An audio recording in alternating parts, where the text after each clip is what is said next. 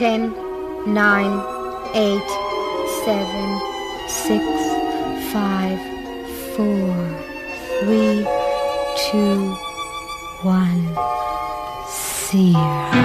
The ultimate political goal at the heart of our age is the idea of individual freedom. I believe that freedom is the future of all humanity. In Britain, our government has set out to create a revolution that will free individuals from the control of old elites and bureaucracies. A new world where we are free to choose our lives, not be trapped by class or income into predestined roles. To liberate Britain from all the old class divisions, old structures, old prejudices. To liberate the individual. And abroad, in Iraq and Afghanistan, Britain and America have set out to liberate individuals from tyranny. For those leading it, it is just a first step in a global revolution for democracy. But if one steps back and looks at what has resulted, it is a very strange kind of freedom. The attempt to liberate people from the dead hand of bureaucracy has led to the rise of a new and increasingly controlling system of management, driven by targets and numbers.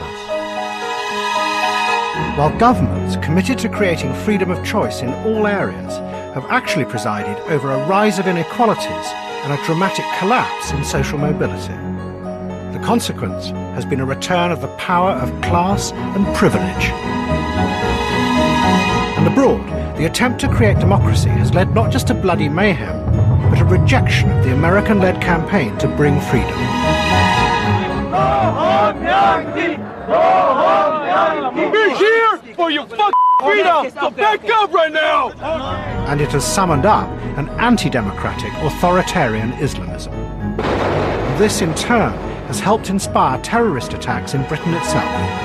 In response, the government has dismantled long-standing laws designed to protect our freedom. This is a series of films about how this strange, paradoxical world came to be created. It begins in the dark and frightening days of the Cold War. And it will show how what we have today is a very narrow and peculiar idea of freedom that was born out of the paranoia of that time.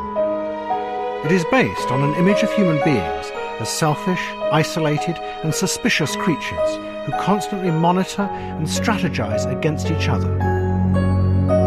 The films will show how politicians and scientists came to believe that this idea of human nature could be the basis of a new type of free society. But what none of them would realize was that within this dark and distrustful vision lay the seeds of a new and revolutionary system of social control.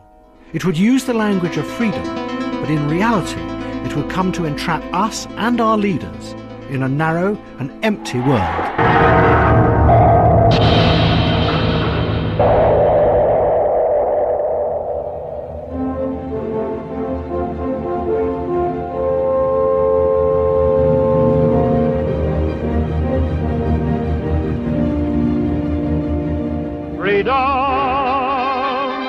Freedom! Here comes the freedom man! On this day At the end of the Second World War, America and American films celebrated not just victory, but what many believed would be the dawning of a new era. I'm singing a song of freedom. Back then, freedom meant not just liberation from the Nazis, but also from the economic chaos and uncertainty that had caused the depression of the 1930s. Governments now believed that their role was to manage and control the economy and protect society from the dangerous self-interest at the heart of capitalism. Why can't we? No longer did we worship at the shrine of no-holds-barred capitalism.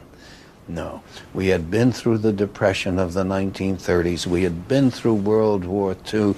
Now we were talking about the need for government to be the major balancing element in the economy. The individual was still important, but government would make sure that we would never slide into a deep depression again.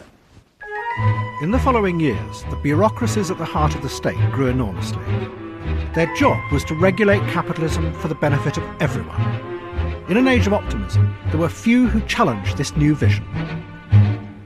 But one man on the margins was convinced it would lead to disaster. He was an Austrian aristocrat called Friedrich von Hayek, who had fled the Nazis and now taught at the University of Chicago. Hayek was convinced that the use of politics to plan society was far more dangerous than any problems produced by capitalism, because it inevitably led to tyranny and the end of freedom. The terrible example that Hayek pointed to was the Soviet Union. In their search for a utopia, the Soviet leaders had tried to plan and control everything, but this had led them into tyranny and dictatorship. The same would now inevitably happen to the West, he said. It was on what he called the road to serfdom. The only way of avoiding disaster was to go back into the past, back to a golden age of the free market, where individuals followed their own self-interest, and government played little or no role. Out of this would come what Hayek called a self-directing automatic system, a spontaneous order created by millions of people pursuing their own gain. We will benefit our fellow men most if we are guided solely by the striving for gain. For this purpose we have to return to an automatic system which brings this about, self-directing automatic system which alone can restore to liberty and prosperity. That is my fundamental conception. Isn't it a philosophy based essentially on selfishness? What about altruism? Where does that come in? It doesn't come in. Hayek's ideas were dismissed by politicians and economists. The notion that one could create social order in a modern complex world simply by unleashing individual self-interest was seen as a failed and discredited idea. But proof that he might be right was about to emerge from the most unlikely of sources, from scientists struggling with the new, terrifying uncertainties of the Cold War.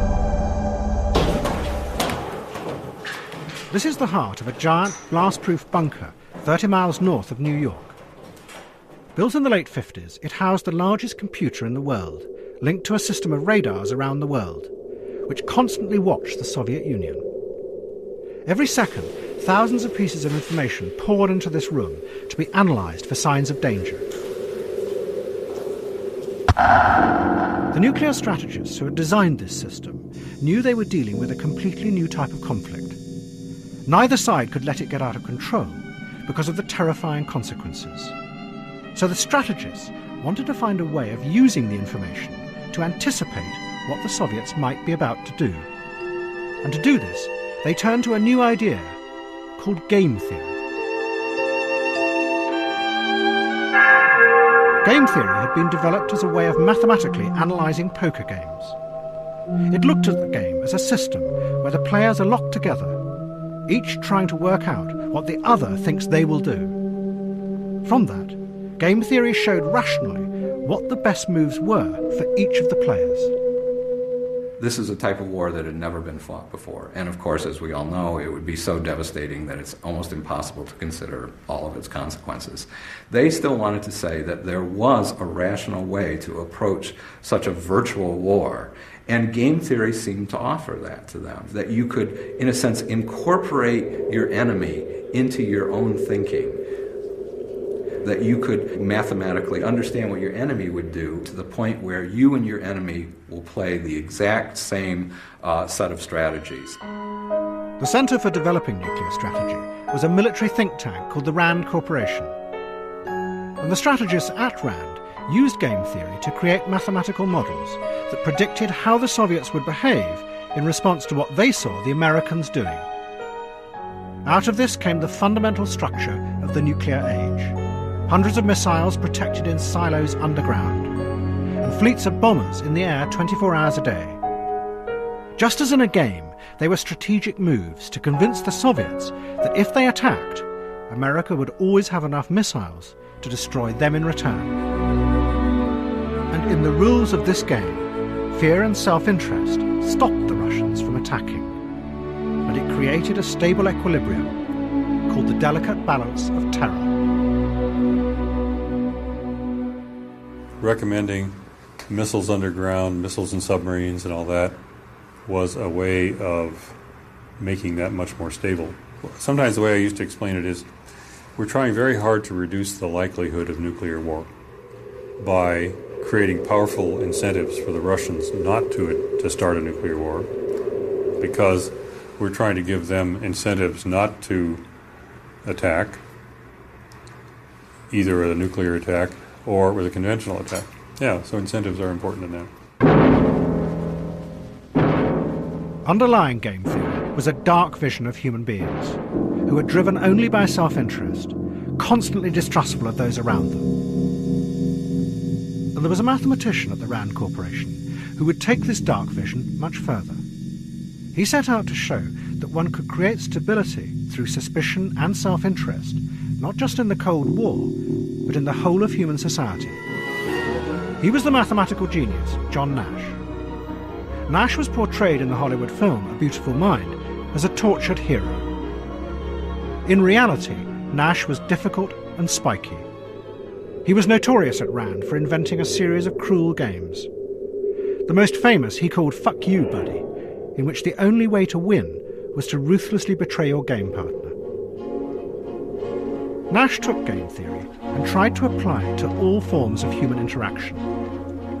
To do this, he made the fundamental assumption that all human behaviour was exactly like that involved in the hostile, competitive world of the nuclear standoff. That human beings constantly watched and monitored each other, and to get what they wanted, they would adjust their strategies to each other.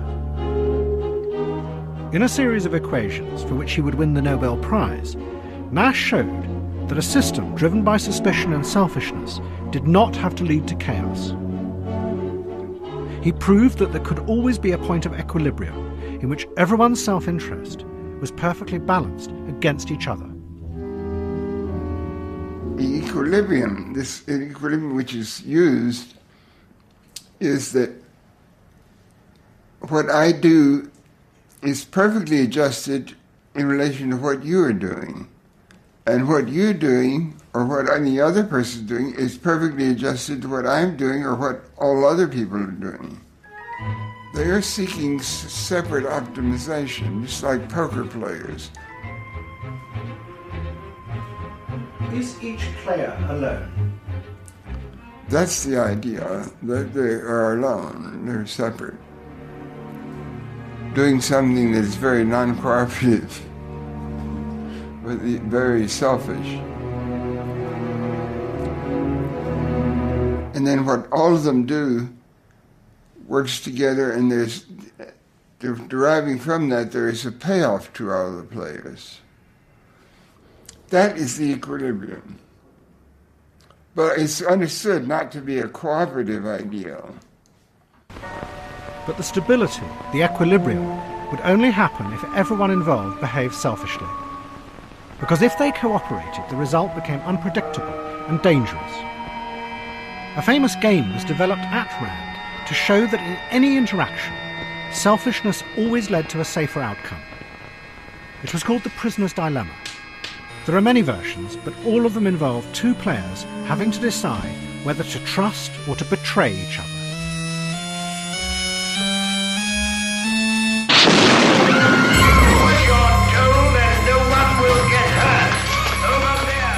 Imagine you have stolen the world's most valuable diamond.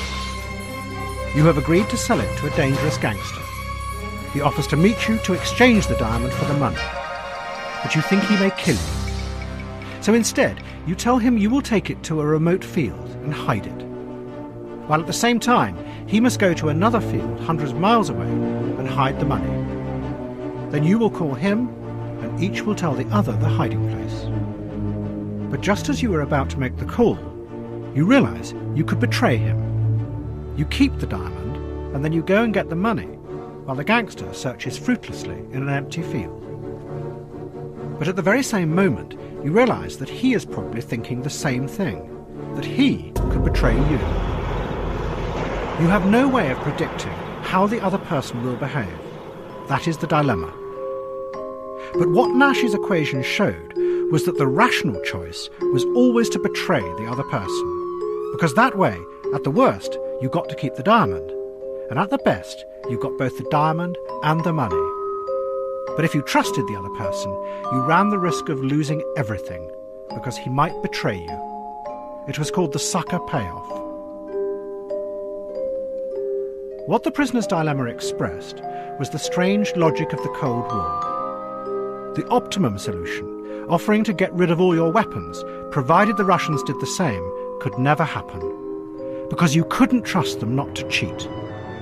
So instead, you went for stability, created by a balance of dangerous weapons on both sides. And what Nash had done was to turn that into a theory of how the whole of society worked. It had enormous implications for politics, because it proved that one could have a society based on individual freedom that wouldn't degenerate into chaos. But the price of that freedom would mean a world in which everyone would have to be suspicious and distrustful of their fellow human beings.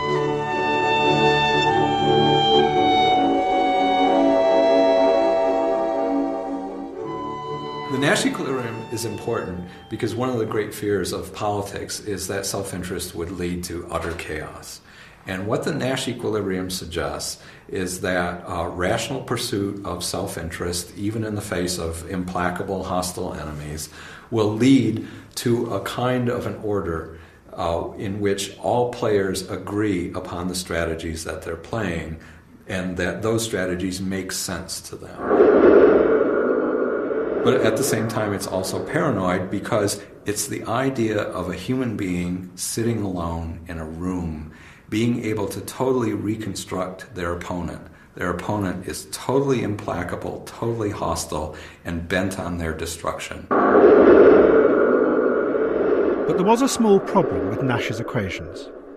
They didn't seem to correlate with how human beings actually behave towards each other in the real world.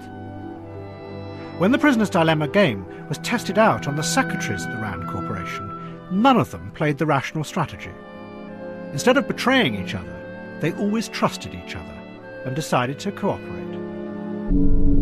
And what no one realised was that John Nash himself was suffering from paranoid schizophrenia. He had delusions in which he believed that those around him who wore red ties were communist spies, and that he was part of a secret organisation that could save the world. You don't want to admit that you are crazy. You see the other people as crazy, but you like to think of yourself as not crazy, as still rational. So I thought there were some secret organizations of humans or secret beliefs among some categories of humans, and I thought I had some relation to that. I heard voices, and I ultimately realized that I didn't hear anything but something that I created in my own mind. I was talking to myself mentally. In 1959, Nash was forcibly committed to a mental hospital, and he would spend the next 10 years battling schizophrenia. But despite the obvious problems with Nash's theories, the young technocrats at RAND were convinced that in them lay the seeds of a new form of ordering society, based on the free individual. Because the equations provided a scientific basis for the alternative vision that Friedrich von Hayek had called for. But for the moment, these ideas remain confined to a few thinkers at the heart of the nuclear establishment. But Nash's ideas were about to spread in the most surprising way. 1,000 miles ago, there was a radical psychiatrist who had a vision. He wanted to make people free of all constraints that he believed controlled their minds without them realizing. And to make them free, like Nash, he would fundamentally question and undermine the old ideas of trust and love.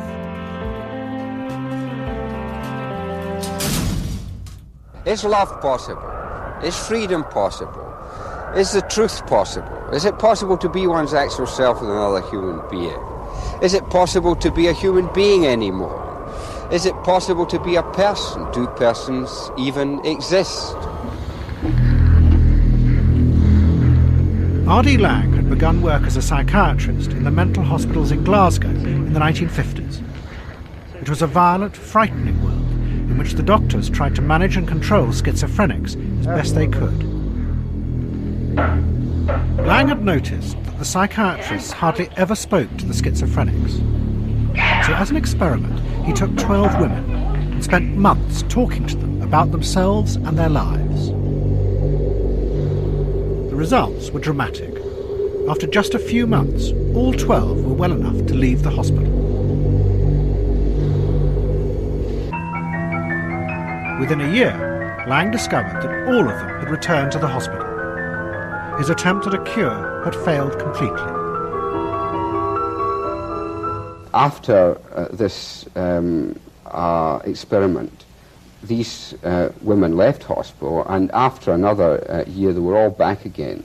No one knew why they'd come in the first place, and no one knew why they had to come back again. So that shifted my focus of attention and interest and research interest out into the actual circumstances where this thing called madness is incubated. Lang began to investigate the families of the schizophrenics. His research led him into a hidden, closed world where he studied how the members of the families behaved towards each other in private. And he became convinced that the roots of this madness lay concealed in this unexamined world. The doctors and nurses who used chemicals and ECT to try and return the patients to their families were making a terrible mistake.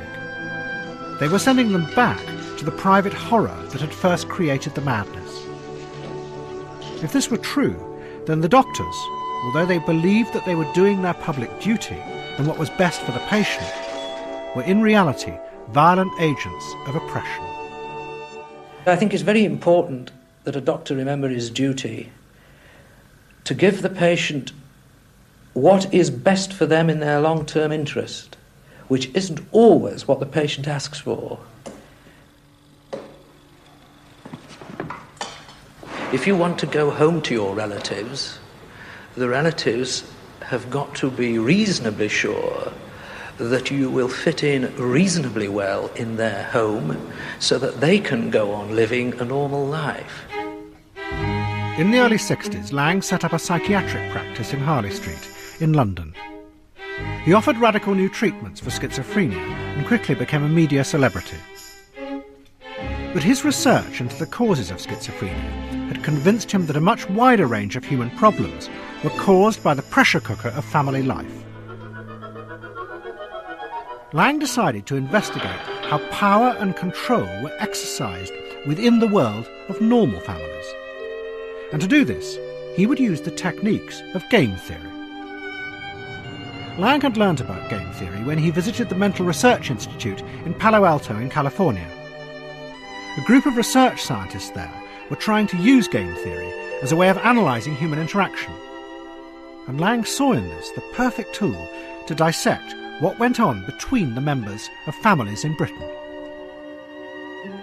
Lang used game theory in his analysis of families. He was concerned with games not in the sense of fun, but games in the sense of people playing by rules, some of which were explicit and some of which they were unaware of, and which in a sense was secret. He thought he'd uncovered a fresh way of looking at human relations, those secret games that people had.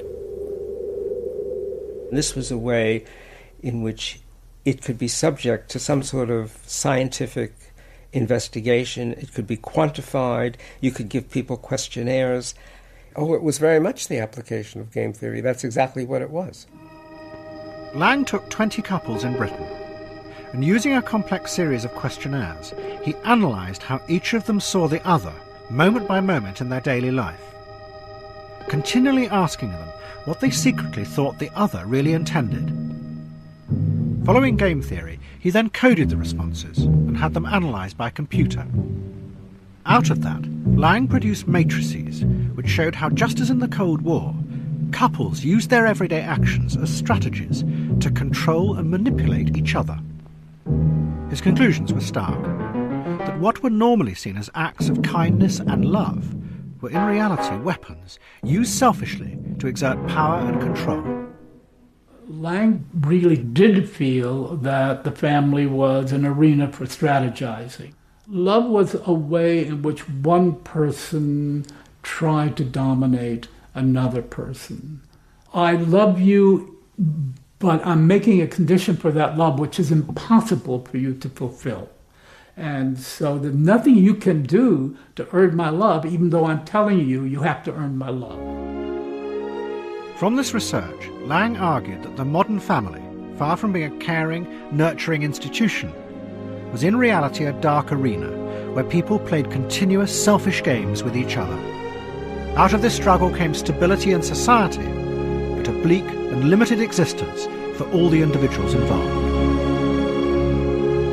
The so-called normal families that I studied in the course of this work, it was like walking into carbon monoxide gas chambers. People induced their children to adjust to life by poisoning themselves to a level of subsistence existence that they called life.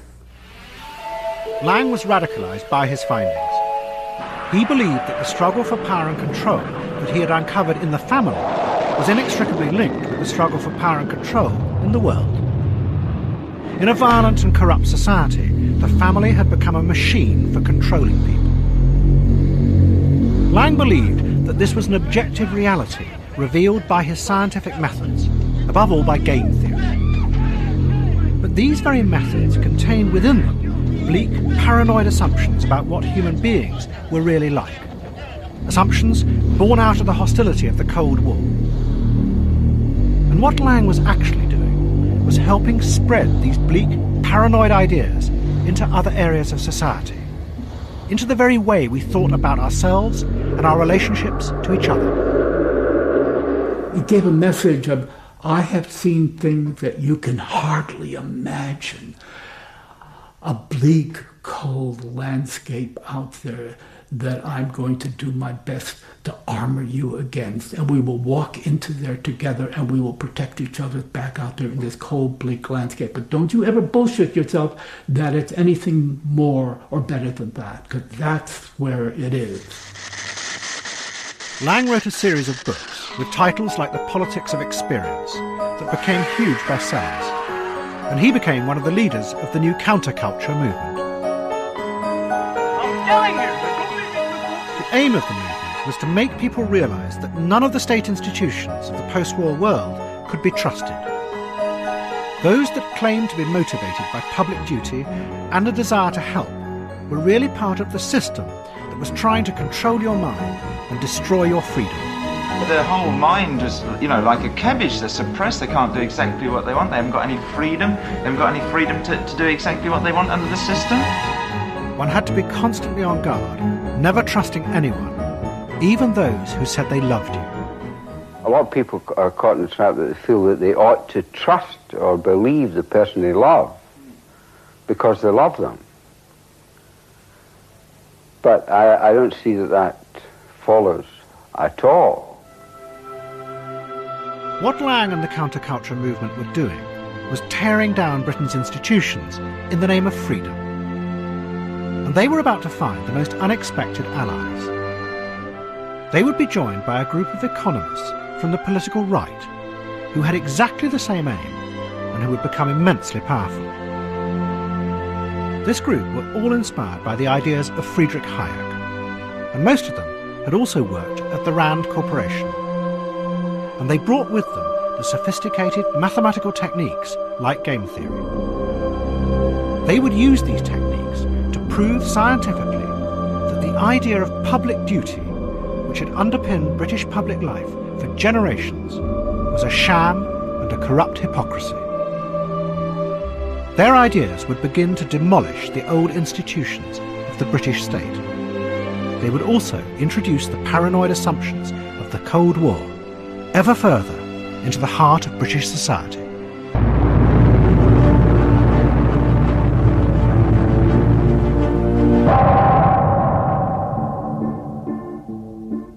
In the early 70s, the government bureaucracies in Britain began to collapse. Those who ran them blamed a growing economic crisis, but it was clear that something much more fundamental had gone wrong. What were supposed to be institutions to help people had become destructive. Those who ran them seemed to have turned against the very people they were supposed to serve. Financial restrictions. Well, can you get him for a minute? Well, it's urgent, this. I can't tell you that. I'm not allowed to disclose that. We don't deal with that sort of thing. Not available. A group of right-wing economists in America now put forward a theory that they said explained why this was happening. At the heart of their idea was game theory. They said that the fundamental reality of life in society was one of millions of people continually watching and strategizing against each other, all seeking only their own advantage. An assumption had become a truth. The self-interested model of human behaviour that had been developed in the Cold War to make the mathematical equations work had now been adopted by these economists as a fundamental truth about the reality of all human social interaction. We're always trying to infer the intentions of the other.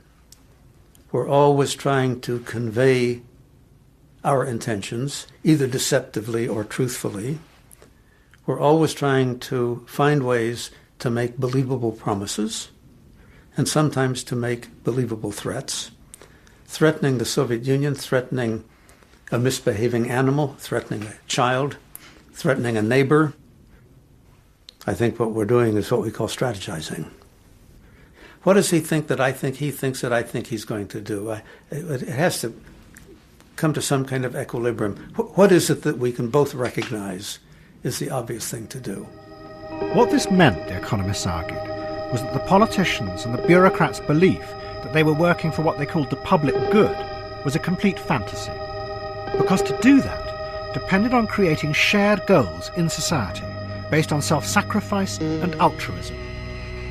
But in a world that was really driven by millions of suspicious, self-seeking individuals, such concepts could not exist.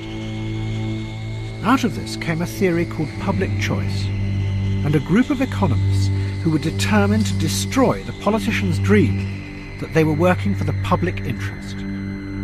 Their leader was called James Buchanan.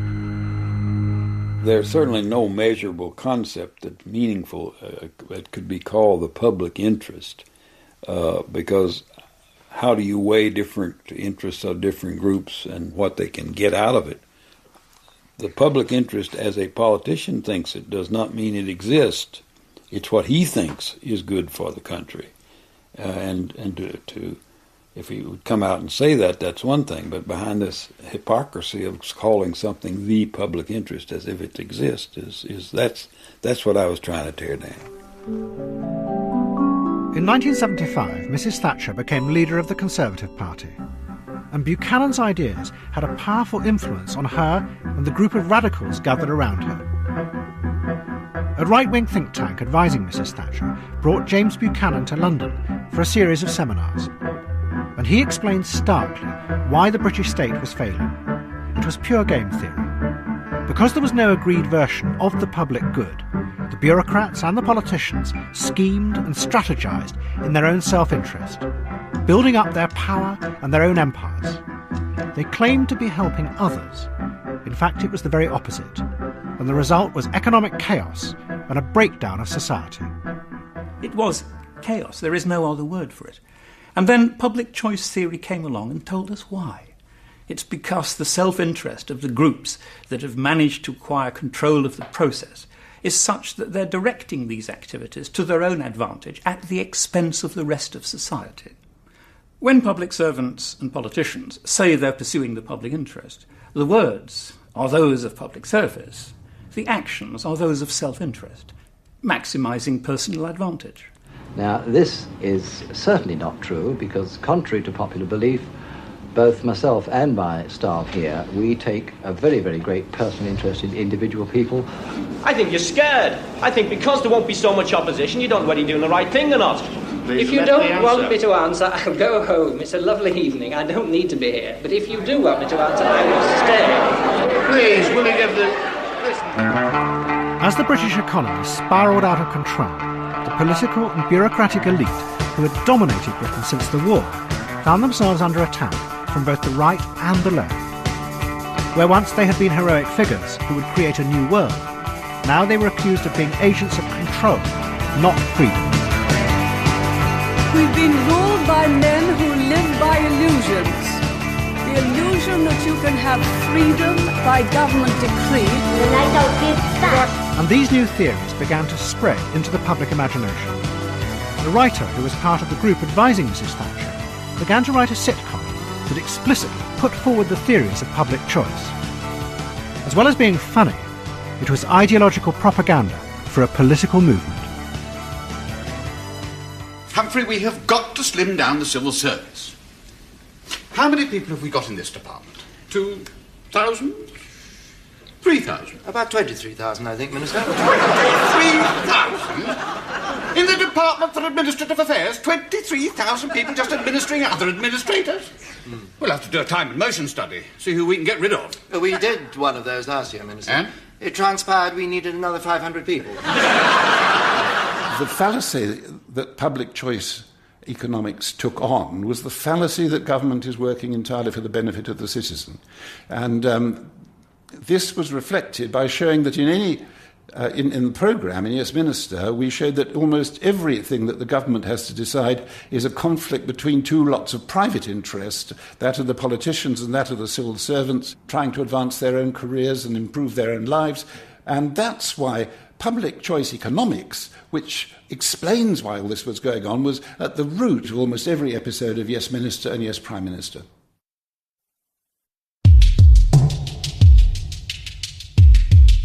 At the same time, R.D. Laing was continuing his assault on what he saw as the corrupt elites. He was about to use his growing power to attack one of the most powerful professions in America, the medical and psychiatric establishment. The results would be dramatic, but the outcome would be very different from what Laing intended. His ideas would undermine the all-controlling medical elite. But far from liberating people, what would actually emerge would be a revolutionary new system of order and control, driven by the objective power of numbers. It's a space where you can meet with her, where she's not going to be frightened that you're going to put her away or that you're going to do anything to her. Laing was now a celebrity in America and was one of the leaders of what was called the anti-psychiatry movement.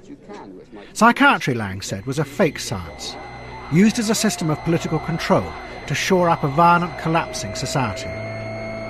Its categories of madness and sanity had no reality. Madness was simply a convenient label used to lock away those who wanted to break free. Hundreds of young psychiatrists came to Laing's talks, and one of them was inspired and decided to find a way of testing whether what Laing said was true or not. Could psychiatrists in America distinguish between madness and sanity? He was called David Rosenhan, and he devised a dramatic experiment. He assembled 8 people, including himself, none of whom had ever had any psychiatric problems. Each person was then sent across the country to a specific mental hospital. At an agreed time, they all presented themselves at their hospital and told the psychiatrist on duty they were hearing a voice in their head that said the word thud. That was the only lie they should tell. Otherwise, they were to behave and respond completely normally.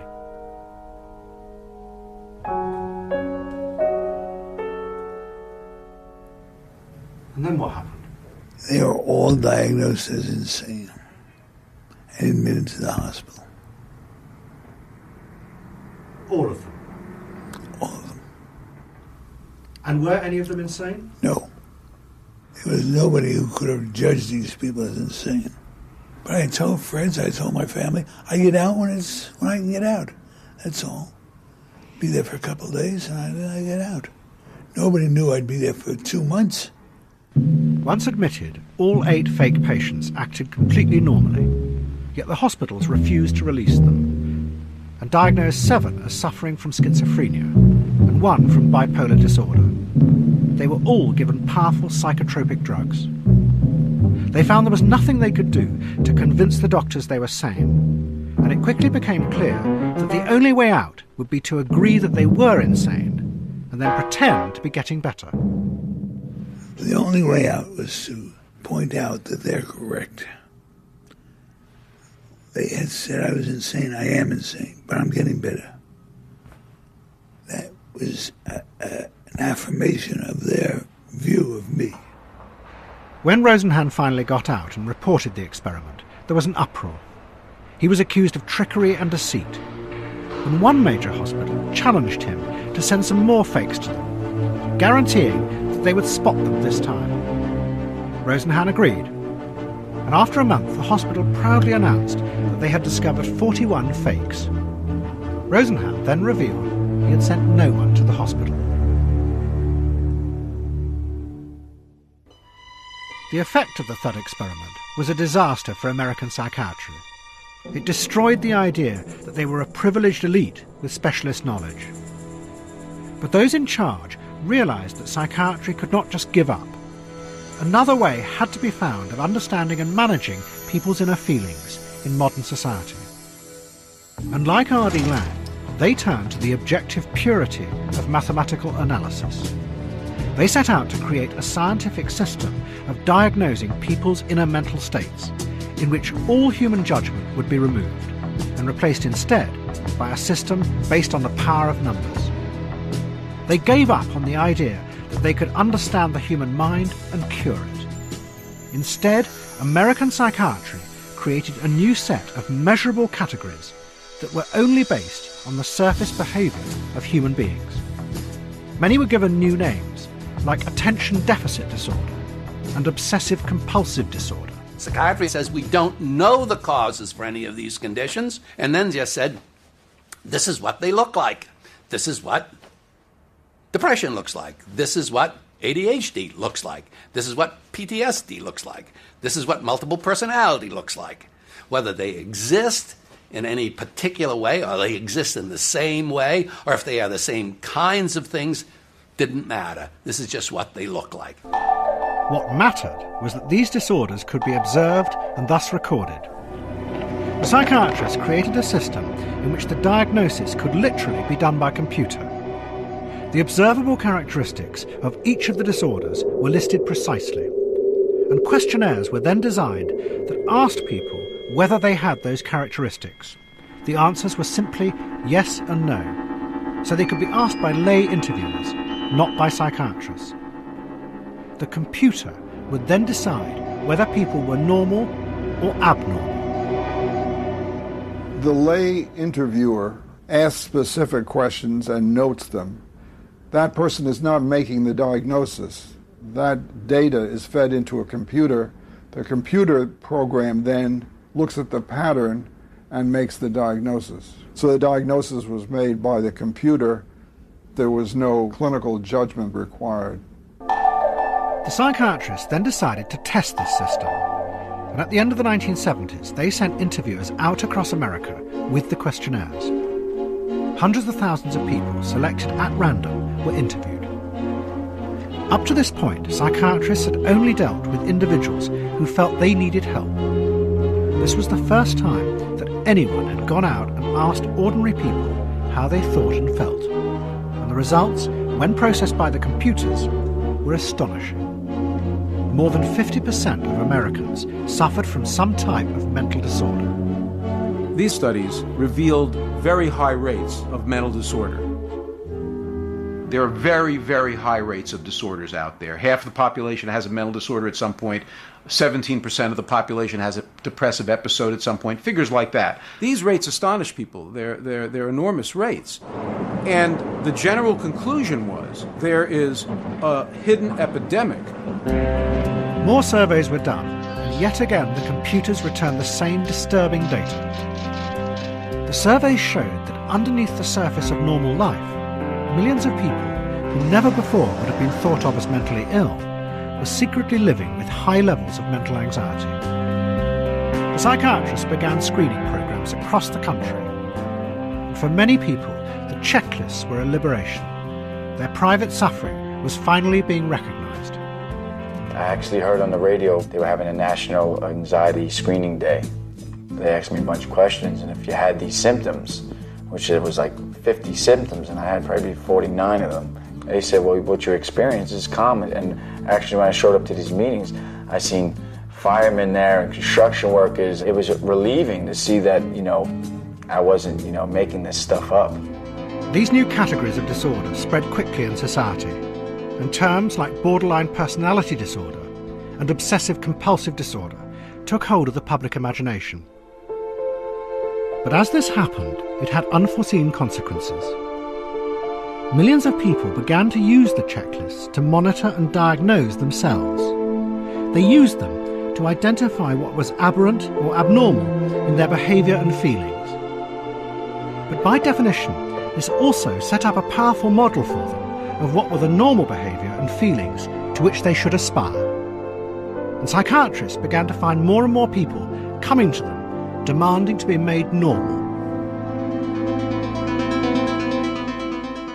It was just a matter of asking people a couple of questions, checking the boxes in the diagnostic formula and say, there you are, you have this disease, or I have this disorder, I better go to my doctor and tell him what I need. And it was an amazing experience and a great change. Most people do not, previously at any rate, want to see themselves as in some way psychiatrically injured. But now they tell me that they have an ideal in their mind about what the normal person is.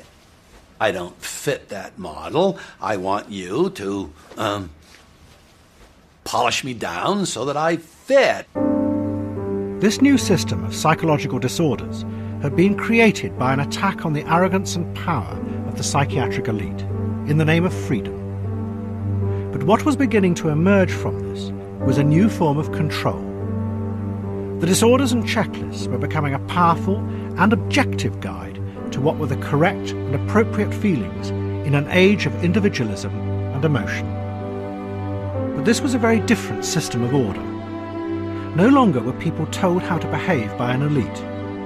Instead, they now used the checklists to monitor their feelings and police their own behaviour. They were reassured that these new categories were scientific and could be checked by the power of numbers.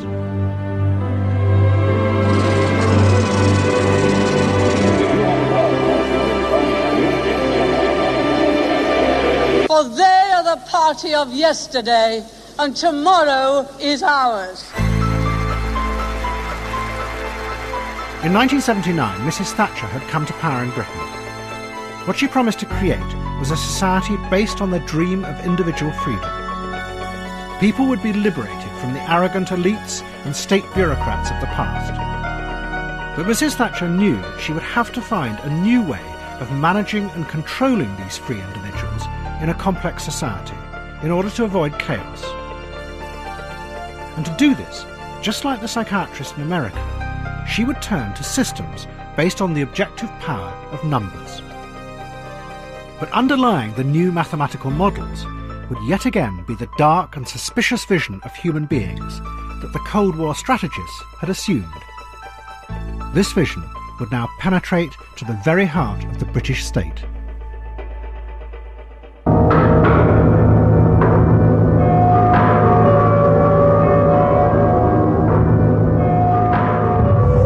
The Thatcher government had begun in the early 80s by selling off many of the state-owned industries. But it soon became clear that in the modern world there were large areas of the state which would have to remain under government control. Yet Mrs. Thatcher was determined to free them too from the old forms of management. To do this, she would bring in a system no longer run by ideas of public duty. Instead, public servants would be encouraged by incentives to follow their self-interest. It was all in keeping with the ideas of the inventor of public choice, James Buchanan. He believed that it was those politicians and bureaucrats who preached the idea of public duty that were the most dangerous, whom he called the zealots. They had to be got rid of. We're safer if we have politicians who are a bit self-interested and greedy, and than if we have these zealots The greatest danger, of course, is the zealot who thinks that he knows best or she knows best for the rest of us, as opposed to being for sale, so to speak. So in that sense, you can then use incentives. Is that right? Yeah, exactly. Can you just explain that?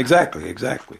The zealot is not nearly as readily influenced by monetary incentives or incentives of office or rents as the non-zealot. So you don't want too many zealots in there.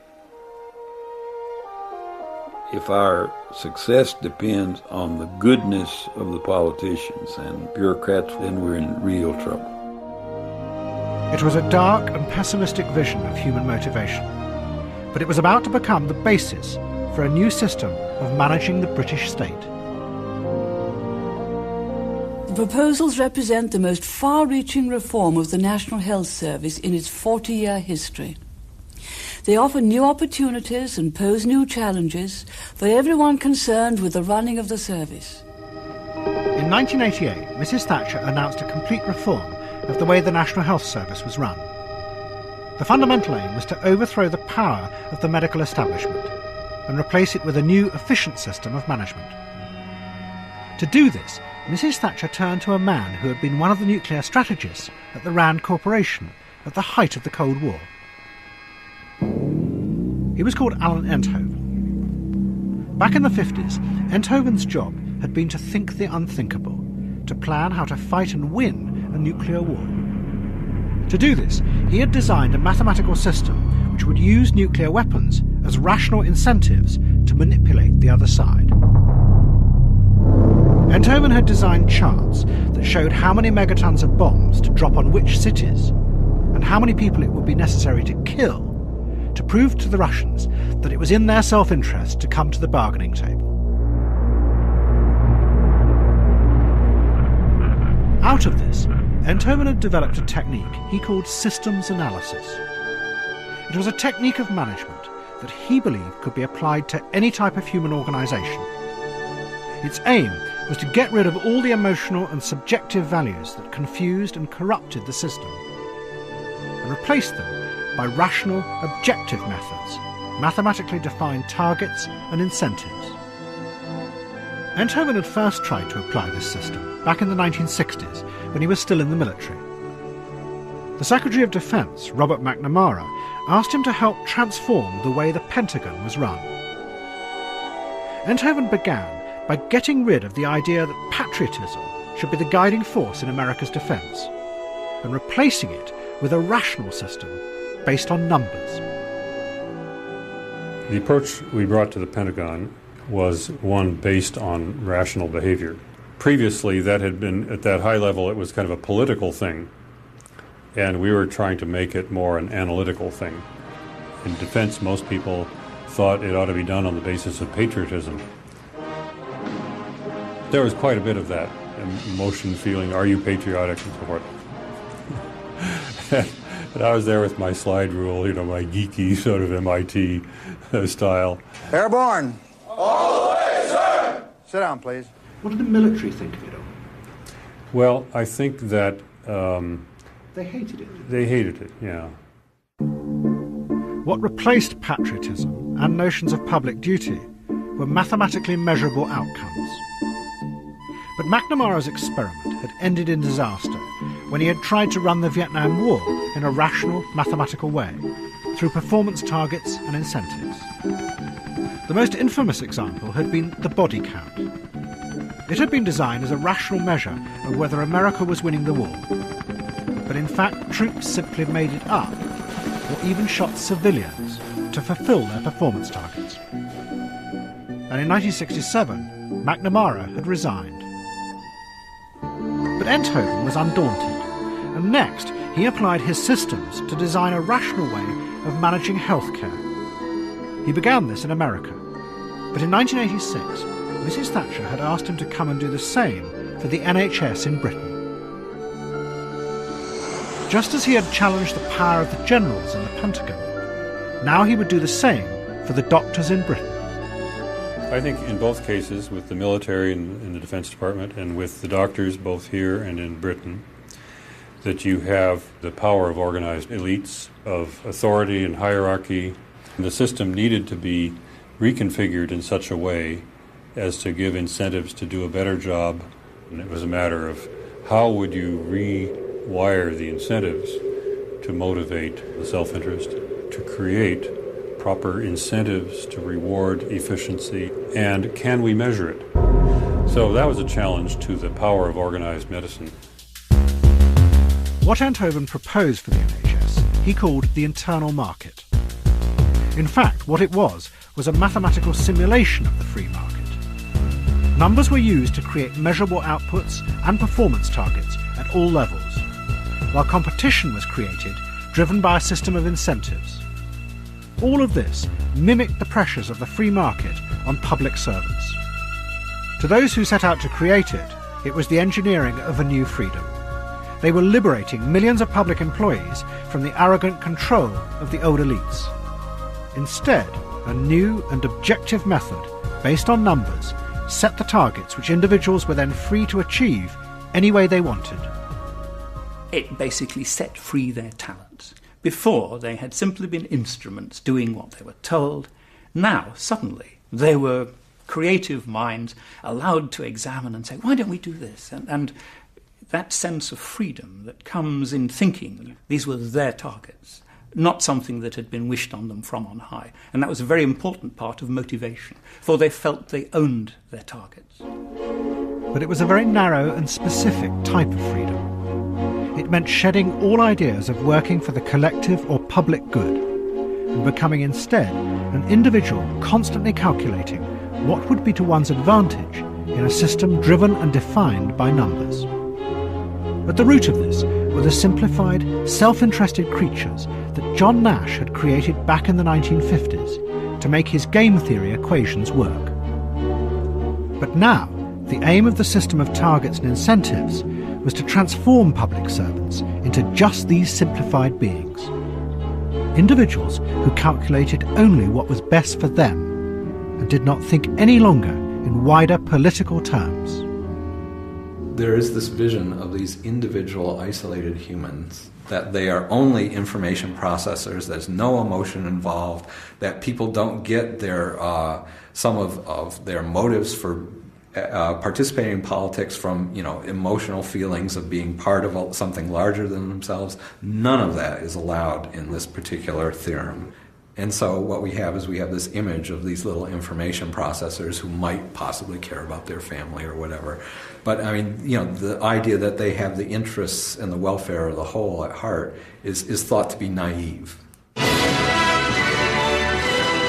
is the middle of the checkpoint. The gates have been opened. The police are making no attempt to stop people as they go through and come back. I have never seen such elation.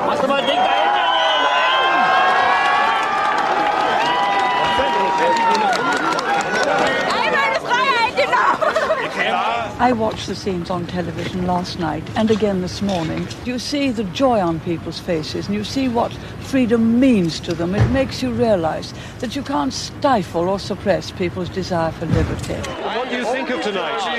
It's wonderful. It's wonderful. It's wonderful. In November 1989, the Berlin Wall collapsed and the Cold War was finally over. A new era of freedom had begun. But the shape that freedom was going to take would be defined by the victors, the West. And as this programme has shown, the idea of freedom that had now become dominant in the West was deeply rooted in the suspicion and paranoia of the Cold War. Next week's film will show how this idea spreads to take over politics itself, because it seemed to offer a new and better alternative to democracy. What it actually leads to is corruption, growing rigidity, and the dramatic rise of inequality. And we will come to believe that we really are the strange, isolated beings that the Cold War scientists had invented to make their models work. This bleak vision, far from liberating us, will become our cage.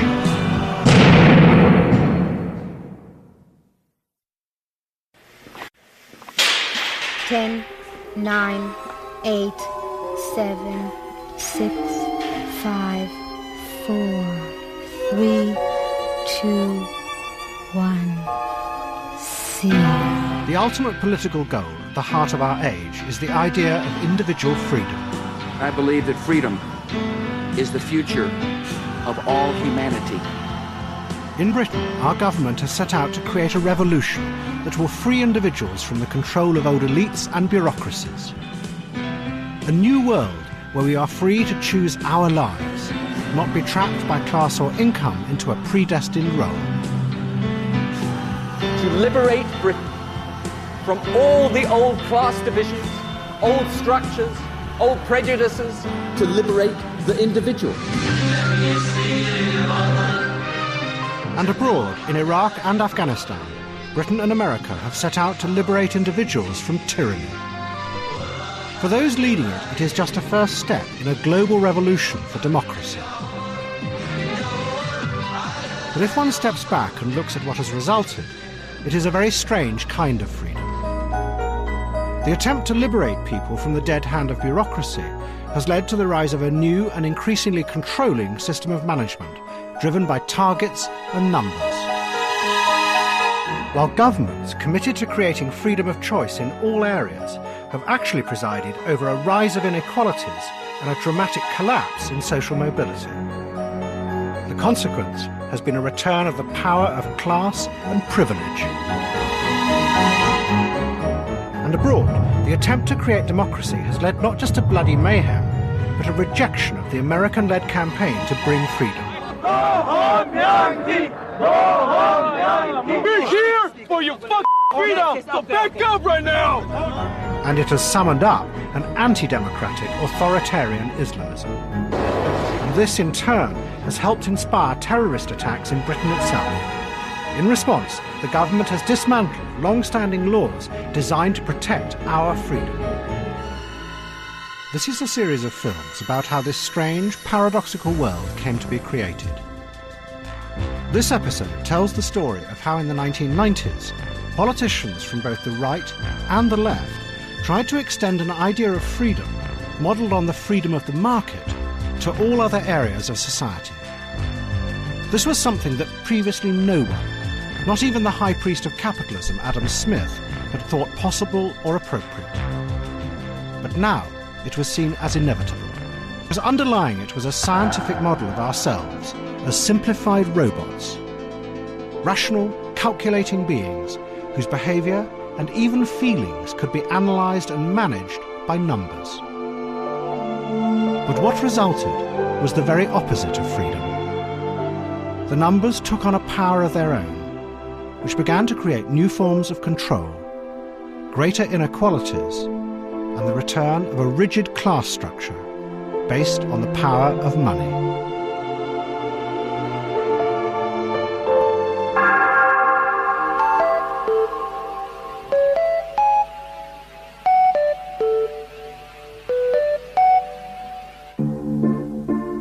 In 1991, the new leader of the Conservative Party, John Major, was searching for what his advisers called the vision thing, a policy that would define his time in office.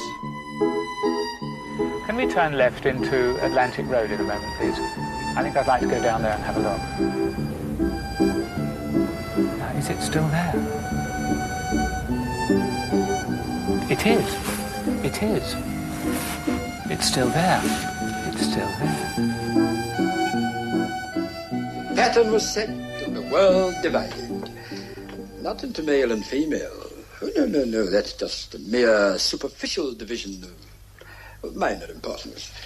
No, gentlemen, there is another division, another dichotomy, more basic, more profound. At that fateful moment, the world was divided into winners and losers, top men and underdogs.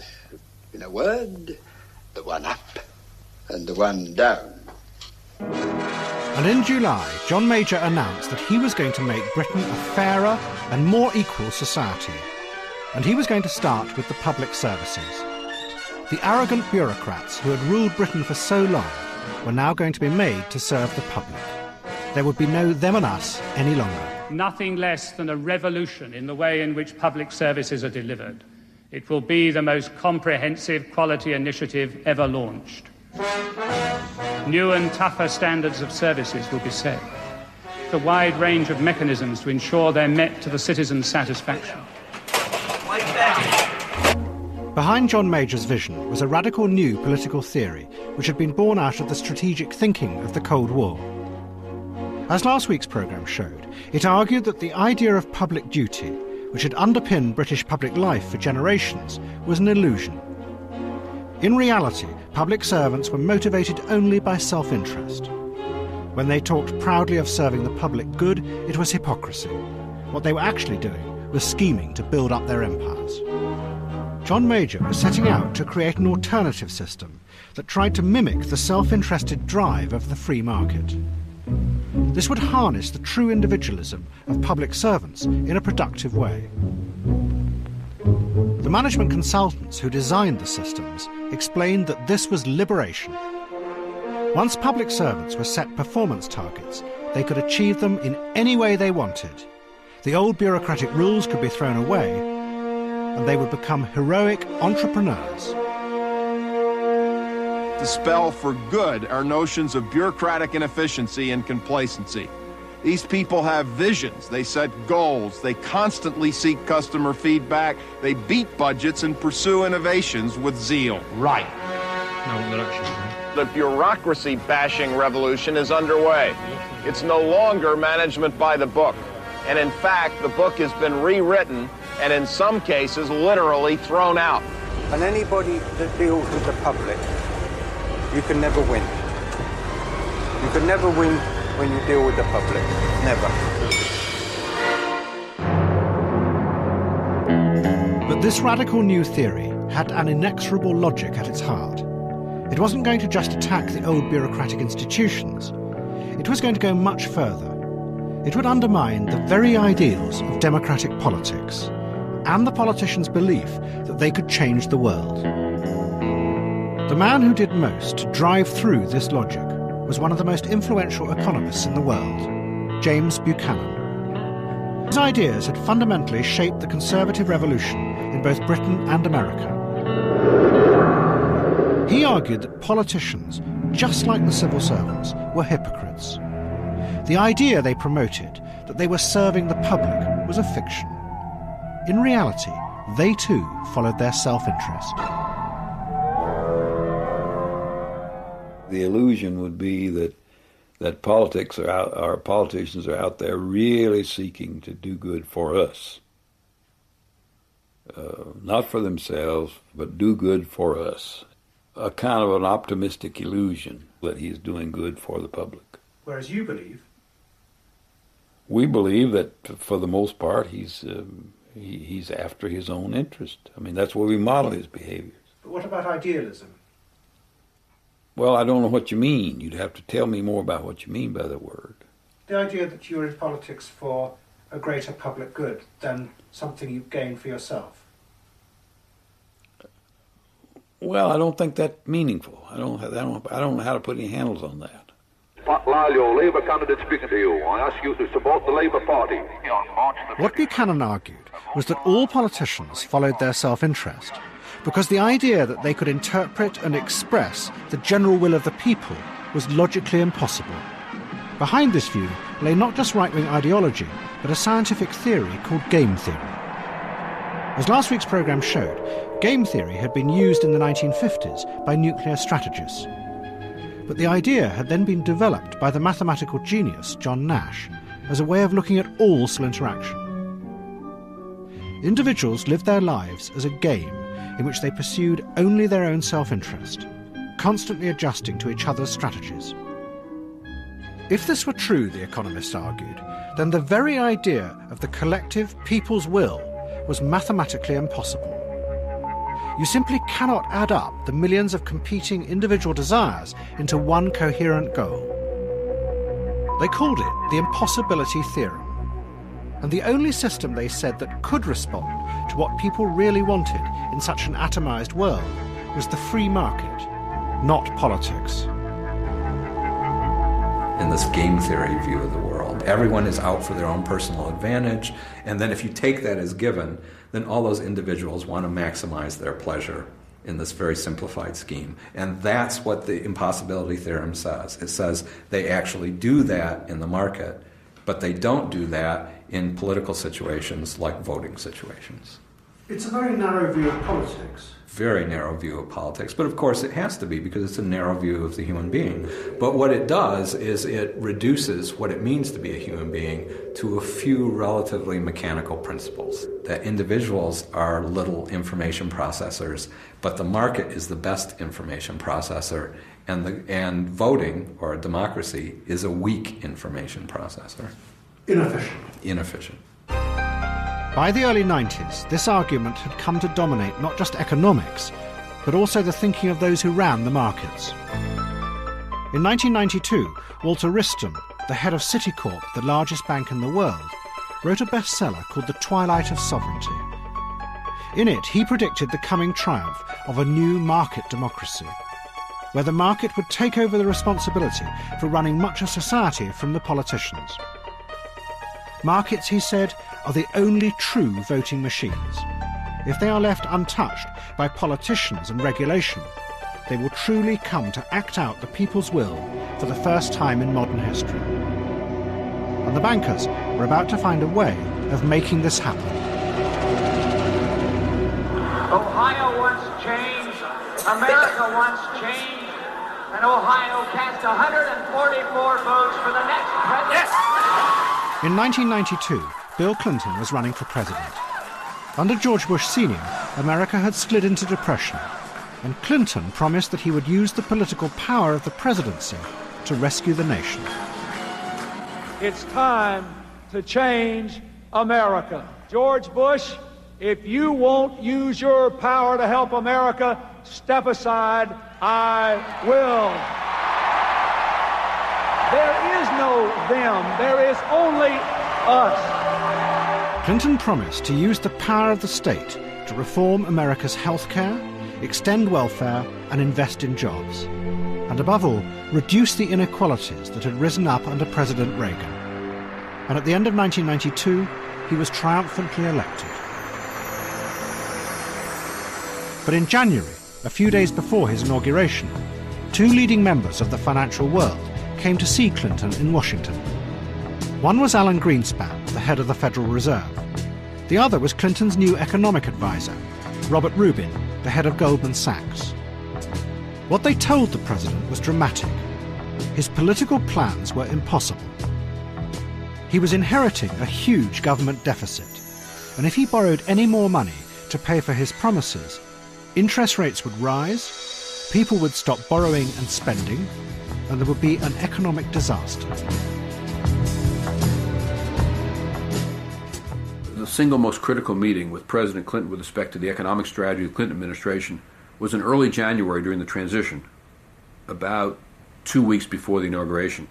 And it was at that meeting what we were saying to the president was that we need a dramatic change in policy, and it has to be accomplished as much as possible by cutting spending, even though that is very difficult politically. It was a dramatic message, though, for a Democratic president, wasn't it? I think any president would have found it a dramatic message, whether Democrat or Republican, to have to start his administration by both reducing programs and cutting spending. And that's very difficult for any politician. But what both Rubin and Greenspan told Clinton was that there was an alternative way to build a better society. He should let the market do it. Instead of seeing the markets as a dangerous force that politics had to control, he should give away power and let them flourish unrestricted. The markets, they said, were now so intertwined with people's lives that they could respond democratically to people's needs in all aspects of their lives in a way that politics couldn't.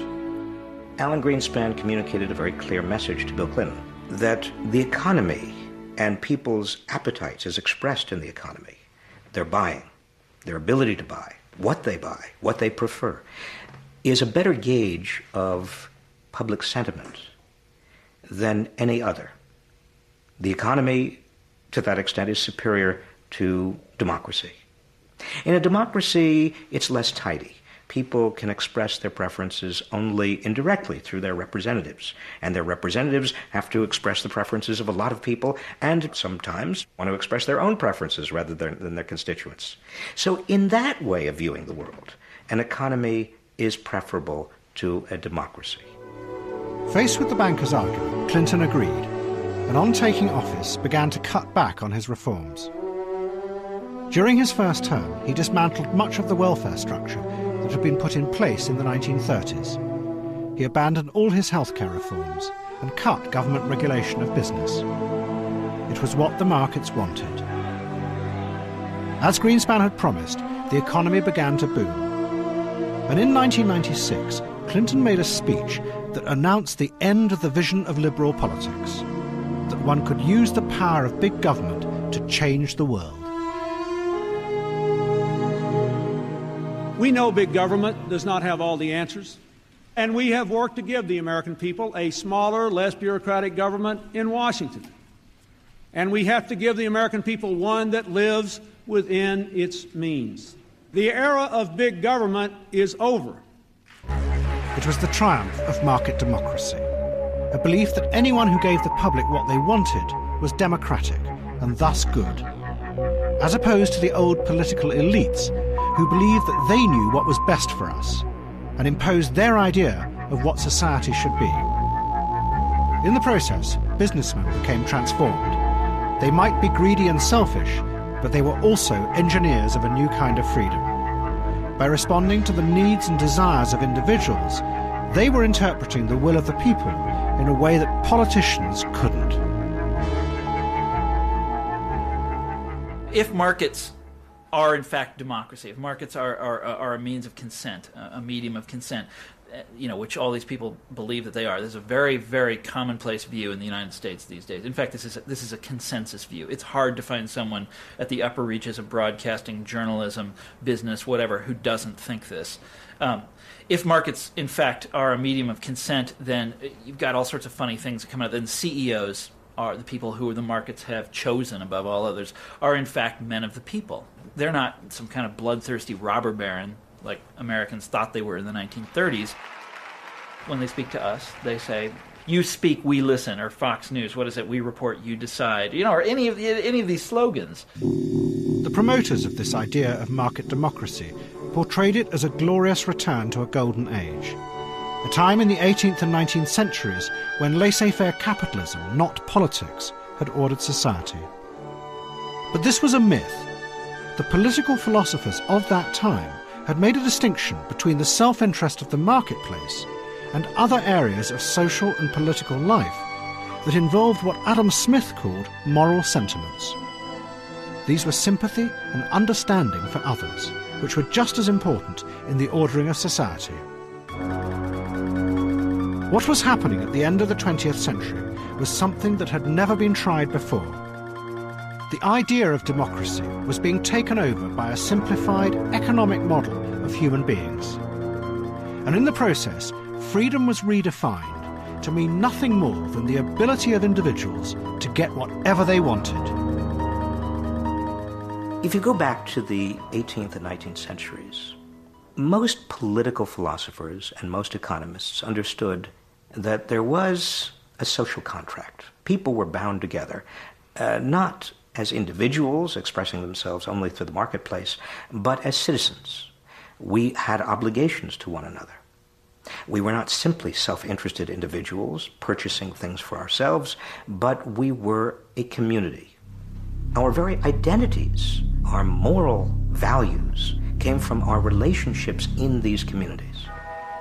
The view that the market was preferable to politics as a means of giving people exactly what they wanted. That notion is a rather new idea. Behind these new ideas about how society should be managed was a model of the individual as a rational, calculating machine whose self-interested behaviour could be analysed by numbers. This simplified version of us had been created back in the Cold War by game theorists. They had made an assumption that we were like that, simply in order to make their equations and their models work. But what was now rising up was a powerful scientific proof that this was not just an assumption. It really did describe the very roots of our nature. That everything human beings did and felt had been programmed into us by our gene, and all our actions were the result of rational calculations by that genetic program. That we really were computing machines guided by numbers.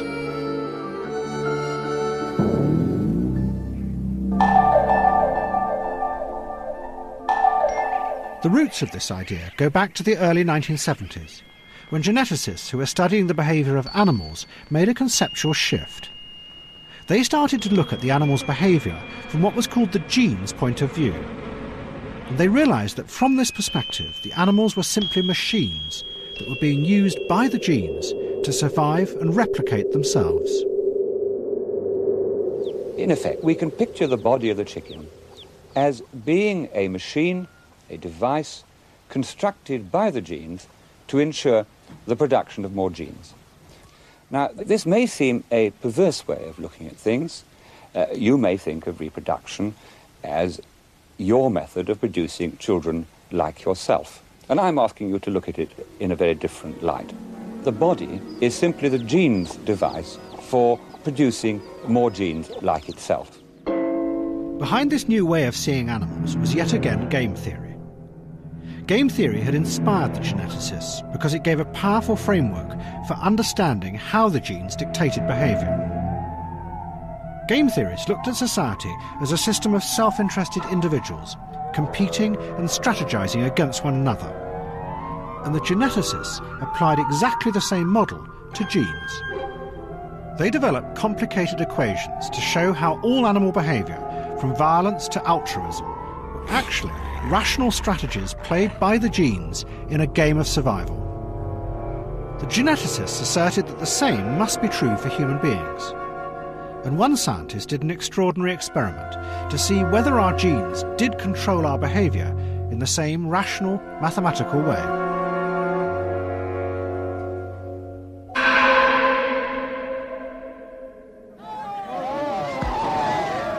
It took place deep within the Amazon forests.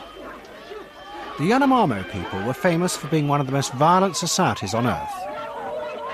An anthropologist studying them decided to see whether behind the chaos of the fighting there was a hidden genetic pattern guiding it in a mathematical way.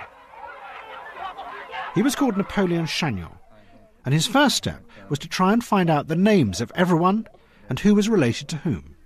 I assumed at the outset that the natives would be excited and eager and thrilled and flattered that I was interested in their culture and their society and in their families and genealogies. And so I would innocently ask what the name of so-and-so was, and they would give me a name, and I'd write it down.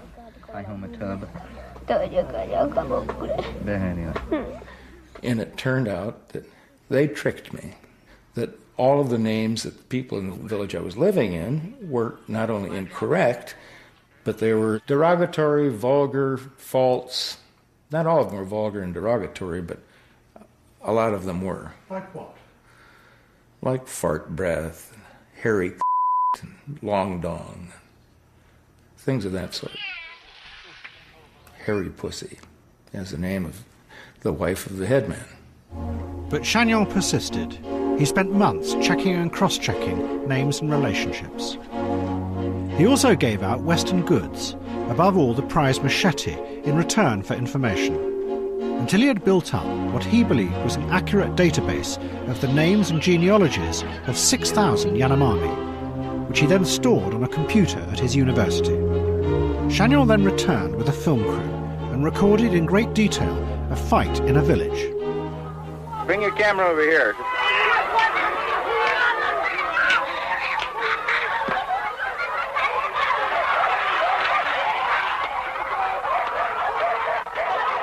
Chagnon returned to America and went through the film frame by frame, identifying all the participants.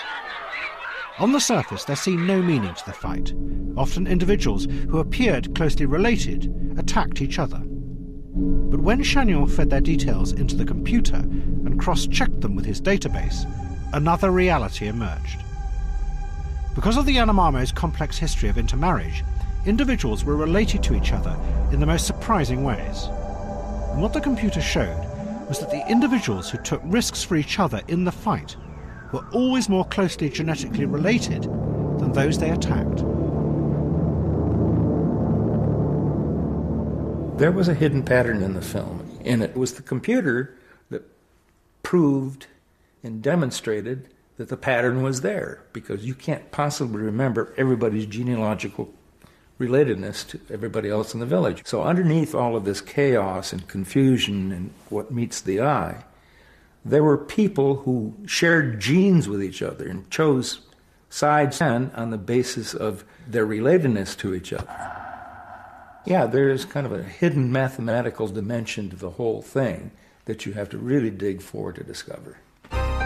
Chagnon's experiment caused a sensation within the human sciences because it seemed to offer precise mathematical proof that genes played a powerful role in guiding human behaviour. It became one of the fundamental pieces of evidence underpinning a new, powerful model of human beings. They were machines whose actions and feelings were driven by coded instructions implanted deep inside them millions of years ago, of which they were unaware. It was an image that began to permeate deep into our culture. The image of the organism, including ourselves, as a machine for passing on genes, to shift the focus away from the idea of the organism as being the agent in life to the immortal replicator. Our DNA is a coded description of the worlds in which our ancestors survived. DNA. It's the computer recipe for life itself, unraveling like a reel of magnetic tape on some giant computer. Back in the dark and frightening days of the Cold War, mathematicians had developed a simplified, machine-like model of human beings whose behaviour could be analysed and predicted by numbers. They had done this to try and understand and control the terrifying uncertainties of that time. Now in the 1990s, the Cold War was over and its giant defences lay empty. But that simplified model had risen up and triumphed as an explanation of what we truly are as human beings on every level, politically, economically, and now biologically. We no longer see this theory as having historical inspiration in the Cold War. Instead, what we see it as a kind of quasi-natural social science theory of everything. It applies to something as small as a gene, or something as medium-sized as a human being, or something as large as a nation-state. The human being sort of dissolves in this social theory, that it isn't about necessarily human beings anymore. It's about these little entities that are constantly questing to reproduce themselves and also find their maximum advantage. And with the rise of this machine model of human beings, a new idea of how to change society began to emerge. Not through politics any longer, but by adjusting how well the individual machines functioned. The technicians of this new idea would be the psychiatrists and the drug companies who would free people from the terrible anxieties inside themselves. But what it would lead to would be a new form of order and control, not defined by the old political elites, but by the objective power of numbers. I just found myself constantly worrying. I just couldn't stop. My hands were shaking, and I was sure that people were looking at me and watching my hands. These college students didn't know it then, but they were each experiencing the symptoms of an anxiety disorder. Panic disorder, generalized anxiety disorder, obsessive-compulsive disorder, social phobia, and post-traumatic stress disorder. This year, 23 million Americans will suffer from one of these anxiety disorders. They're the most common mental illness in the country, and they can attack anyone at any time. In the early 90s, an epidemic of mental disorder was sweeping America and Britain. As last week's programme showed, it had been uncovered by a new system for identifying disorders. Psychiatry had been attacked for relying on the personal and fallible judgment of psychiatrists. and instead a new objective method based on checklists had been invented. These listed only the objective symptoms and deliberately did not inquire into why individuals felt an anxiety. In the late 80s, nationwide surveys had revealed an incredible picture. More than 50% of Americans suffered from mental disorders. How do you feel? I don't know, I'm just sad. But at the very same time, the drug companies had announced that they had created a new type of drug called an SSRI, which they claimed targeted the circuits inside the brain that were causing these malfunctions. The SSRIs were marketed under names like Prozac. What they did was alter the amounts of serotonin that flowed across the circuit connections within the brain, and they readjusted the chemicals to normal levels. And then all of a sudden, here comes somebody that says, okay, now try these on, try this Prozac on. And I tried it on, and for the first time in my life, I went, whoa, is this the way reality really is? This pill can solve all of your problems. It's called Prozac, and it may mean the end of depression as we know it. I've been taking Prozac for 2 years. And what difference has that made? Brilliant. Oh, she's Yes. smiling, eyes lighter. And I feel as if I'm back to normal. You feel normal? Yeah. And you feel a better person? Yeah, yeah. Through treatment, I learned to function with my disorder, and now life is so much more enjoyable. Life is so much better now that I've gotten treatment, and I feel like I've got my OCD under control, and it feels really great. A better life is waiting. What now began to happen was that millions of people who had been diagnosed by the checklists as disordered went to psychiatrists to be medicated. The result was liberation from anxiety on a wide scale. But in the process, the checklist became a powerful and seemingly objective guide for people as to what should be their normal feelings and what was abnormal. And a number of leading psychiatrists began to argue that what they were actually doing was creating a static society in which human beings were adjusted by the medication so they fitted to an agreed normal type, defined by the checklist. People come to me all the time asking me to medicate them. The implication behind that was that human beings, like all other animals, have a particular ideal model. It had a machine-like quality to it. We know what the model should be, and they ask the medications, they ask of me to give them medications that would push them back to this particular model they have. An unrealistic model, but a very static model of man as machine. Has it worked? You look very dubious, my friend. Apparently it has. I can't help being suspicious of it. I don't think she's the woman I married. Why? I think she's changed. In what way?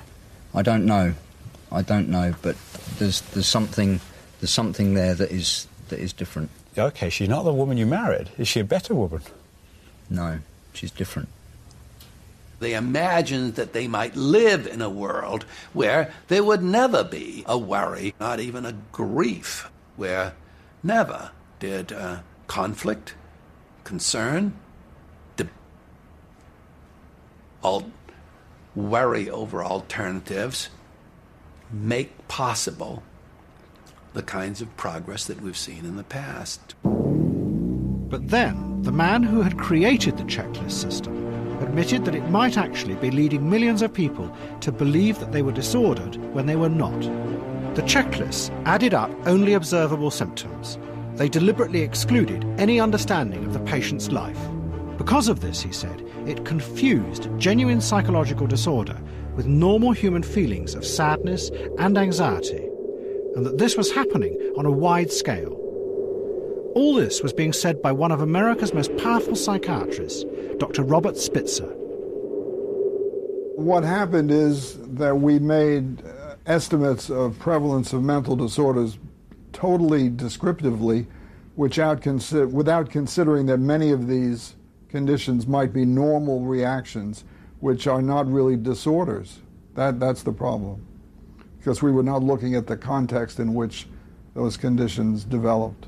So you have effectively medicalised much of ordinary human sadness, fear, ordinary experiences. You've medicalised them. I think we have, to some extent. How serious a problem it is not known.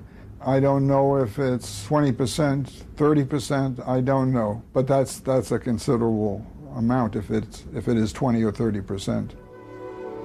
What was happening was that large parts of normal human experience, grief, disappointment, loneliness, were all being reclassified as medical disorders.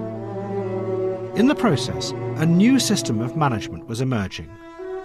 The drugs took away those complex and difficult feelings and made the individuals happier. But they also made them simpler beings, more easy to predict and manage, and closer to the machine-like creatures at the heart of the economic models. By using checklists of symptoms about emotions, you have gone out and confused normal human responses to life with mental disorder, and therefore created an illusion of a vast epidemic, a medicalized illusion.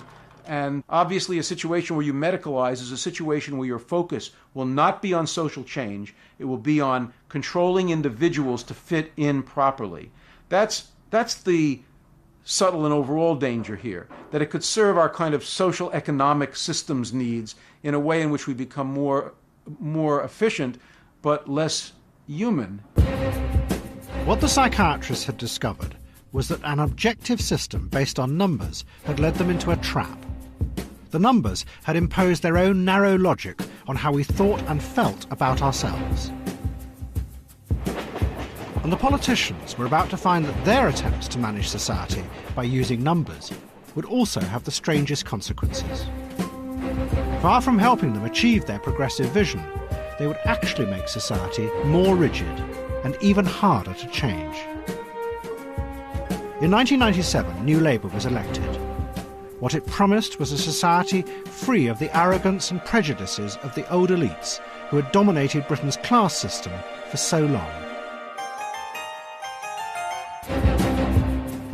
It is us, the new radicals, a Labour Party modernised, that must undertake this historic mission to liberate Britain from all the old class divisions, old structures, old prejudices, old ways of working and of doing things that will not do in this world of change. Throughout their campaign, New Labour had modelled themselves on the Clinton Democrats. And now in power, they did exactly what Clinton had done. They gave power away to the banks and the markets. Gordon Brown's first announcement was to abandon the politicians' final lever of control over the economy. The new Chancellor, Gordon Brown, announces a revolution in economic policy. From now on, the Chancellor will hand control of interest rates to an independent Bank of England. And in the management of society, New Labour turned to the mathematical systems that John Major had brought in, but on a scale never seen before. They believed that people actually behaved in the way described by the simplified economic model. Performance targets and incentives would be set for everything and everyone. Even cabinet ministers would have to fulfil their performance targets or be punished. 300 or so performance targets, over 150 efficiency targets. Each public service agreement will have a named minister who is responsible for delivering and achieving those targets. They may not have to resign, but they will have to explain why they haven't been able to meet their targets. If a department fails to meet those targets, then it's only right and proper that government will look seriously at their ability to deliver. The Treasury, under Gordon Brown, created a vast mathematical system. They invented ways of giving numerical values to things that previously no one thought could be measured. Hunger in sub-Saharan Africa was to be reduced to below 48%, while world conflict was to be reduced by 6%. And all the towns and villages in Britain were to be measured for a community vibrancy index. And even the quality of life in the countryside was broken down into a series of indices, one of which measured how much birdsong there should be. We want a barometer of the indicators of the quality of life, and they're not simply the economic ones. Half of the skylarks have gone since 1970. Now, if you want to measure the quality of the life, one of the things is that dawn chorus. It's about indices that affect everybody in a quality of life barometer. The original idea behind the mathematical system was that it would liberate public servants from old forms of bureaucratic control. Once they were given the targets, they were free to achieve them any way they wanted. But almost immediately, New Labour began to discover that people were more complex and devious than the simple model allowed. Public servants began to find the most ingenious ways of hitting their targets. It's about the pressure to meet these targets. It's causing some NHS managers to game the system. Hospital managers proved to be particularly devious. When they were set targets to cut waiting lists, they ordered consultants to do the easiest operations first, like bunions and vasectomies. Complicated ones like cancers were no longer prioritised. And they found other clever ways of getting people off the lists. What happened at this hospital is truly shocking. Administrators wrote to patients asking them when they'd be on holiday. They then used that information to set the timing of the operation, knowing that the patients would be away. As a result, the patients did not get their operations, but the hospital managed to cut its waiting lists. And when the managers were set a target to reduce waiting times in casualty, they came up with more clever strategies. A new job was invented called the Hello Nurse, who did nothing to treat the patient, but simply greeting them meant they had been seen and were off the list. When the government then tried to set a target to reduce the number of patients waiting on trolleys, the managers took the wheels off the trolleys and reclassified them as beds. And they redefined the corridors as walls. And yet again, the patients were off the list. The police were also under pressure to meet their targets. One of the main ones was to reduce the rate of recorded crime. Again, inventive strategies were found. Lothian police announced the most successful crime figures in 25 years. But it was later found that they had reclassified hundreds of crimes, including assault, robbery and fire raising, as simply suspicious occurrences, which wouldn't be included in the figures. We are passionate about meeting these targets. Fiddling. By the management. Altered their records. But that's a bit odd. I mean, you're the consultant. And started to amend some of the answers that the youngsters had given. Trolley weights, none. Targets. 3 levels of targets. Clear targets, those targets, and focus on those targets. Why they targets. The government tried to dismiss these reports as just a few bad examples. But report after report came out, which revealed that this inventive gaming of the system was now endemic throughout the public services. What was supposed to be a rational system was instead creating a strange world in which no one knew whether to believe the numbers or not. The government's response was to introduce even more mathematical levels of management. Complex systems of auditing were created to monitor workers and make sure they fulfilled the targets in the correct way. What had begun as a system of liberation was turning into a powerful system of control. If I don't hit those targets, then I don't get a pay increase. It's as simple as that. They withhold your increment. They withhold my increment. Not meeting the targets is really not an option. It's such an important target that I get to keep my job this month because there's no red on the screen. If they don't reach the targets, they're axed, and if they speak out against them, they're axed. We here have a catch-22 situation. If you get 0-star rated, you are being watched like a hawk. So, I think you should go. But the numbers were also having a strange and perverse effect on New Labour's vision of a freer and more open Britain. They were in fact creating a more rigid and stratified society. At the heart of this was education and the league tables for schools. The tables showed parents which were the best performing schools and which were the worst ones. The government said that this would incentivise the less successful ones to compete and improve their services, and standards would then rise across the country. In fact, the very opposite happened. Rich parents moved into the areas of the best schools, which then caused house prices to spiral, keeping the poor out. And nearly all schools taught their pupils only those narrow facts they would need to answer in exams, and so would help the schools rise up the league tables. What was lost was the wider education that would help the poorer children rise up in society.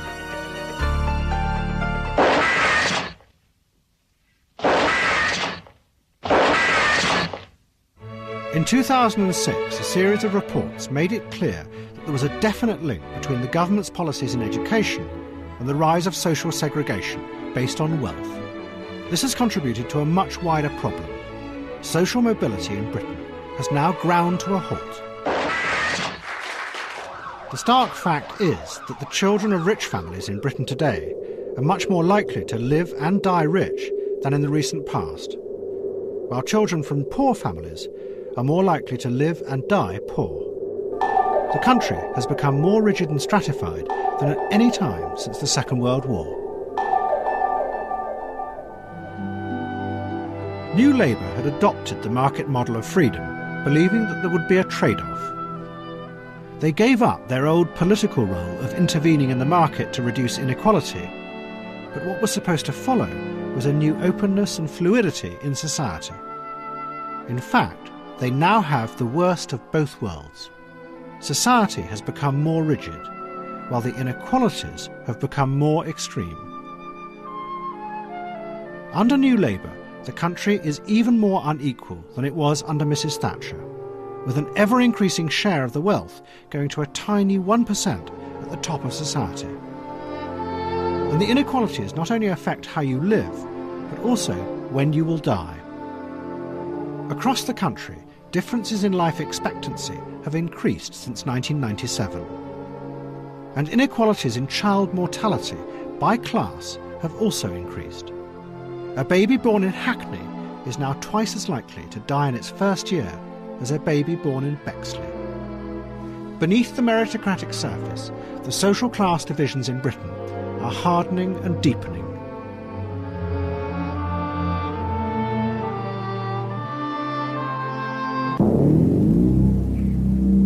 And in America, throughout the 1990s, the economic model of democracy was leading not just to the rise of inequality, but to financial and political corruption on a huge scale. America had experienced a spectacular market boom, but those running the market had realised that the numbers were not telling the truth because the giant accounting firms had become corrupted. There was a new element afoot, the very foundation of the market. The numbers that represented the sanctity of the market, the reliability of the market, were becoming unreliable because the accountants had violated the trust that government had placed in them. I knew that the great accounting firms of America had engaged in practices that were very, very questionable and very often fraudulent. We were seeing more and more and more of these cases. How widespread did it become? Extremely widespread. Those who ran many of America's corporations were faking profits on an enormous scale. They did this because it would then increase their personal bonuses. Come on, they would say, isn't there another way of looking at those numbers? Can we compromise? Can we spread, for example, this misrepresentation over a number of years? In all of these cases, the effect is one of corruption. We were trusted. We had a rational system based on numbers that could not be disputed. We ended up now with a fictitious, irrational system. The officials, whose job was to regulate the market, tried to persuade politicians in Congress to act and expose this, but they were blocked at every turn. They found that all the key politicians were being given millions of dollars in campaign contributions by both the corporations and the accounting firms. I mean, massive amounts of money were spent in lobbying committees of Congress. I knew they were motivated by concern for business interests. You mean they've been bribed? No, I wouldn't use that word. That's your word. What word would you use? Seduced. Despite the growing evidence of corruption, the Clinton administration portrayed the boom as something revolutionary. It was a genuine democracy of the marketplace in which everyone at all levels of society was benefiting. But this was completely untrue. If one compares the incomes of Americans in real terms between the end of the 1970s and the end of the 1990s, those at the bottom of society saw their income actually fall. Those in the middle saw a slight increase, while those at the top increased by an extraordinary amount. If you take income after taxes, you find that the average household cash income in the bottom fifth of Americans went from $9,300 a year to $8,700. You find that the average household cash income in the middle fifth, the median, went from about $31,800 to $33,200. You take the top 1% in the same time period, you go from $256,000 a year to $644,000 a year. That, to me, is the simplest set of numbers I can use to sum it all up. I have many variations, but those just eat right out of the box at you. It's just incredible how you can have something like that. Underlying the political experiments of the 1990s had been a simplified idea of human beings, that at heart they were just self-seeking individuals whose needs could be best met through the marketplace, not politics. If left unregulated, the markets would benefit everyone. In the face of this simple, irresistible argument, politicians had given away much of their power. But what had actually happened was the return of inequalities and social injustices not seen for 100 years. The very thing politicians were supposed to prevent. Politicians now found themselves weakened and corrupted, and without the power to change society. And millions of individuals were left without representation and even less control over their lives. Here is the ultimate irony, because as people began to believe they are just self-seeking, acquisitive individuals, that the democratic systems are fundamentally not nearly as good as the market for fulfilling whatever it is you want, people allowed elites to take over politics, and politics to be distorted and corrupted, so that politics became even less capable of fulfilling people's needs. And meanwhile, the market did not give people good jobs, secure jobs. And so ultimately the individual cannot be fulfilled either through politics or through the market. What had given this simplified view of human beings much of its power had been ideas drawn from both mathematics and biology. As this programme has shown, it underpinned a powerful model of ourselves as almost computer-like machines, whose instincts had largely been encoded within them millions of years before. But now, questions were beginning to be asked in the scientific world about whether this was too simple a view of human beings. In genetics, the idea that the DNA is the all-controlling set of instructions for life has been replaced by a more complex idea. Scientists have shown that a cell actually chooses and edits which parts of the DNA to use, depending on the environmental forces acting on it.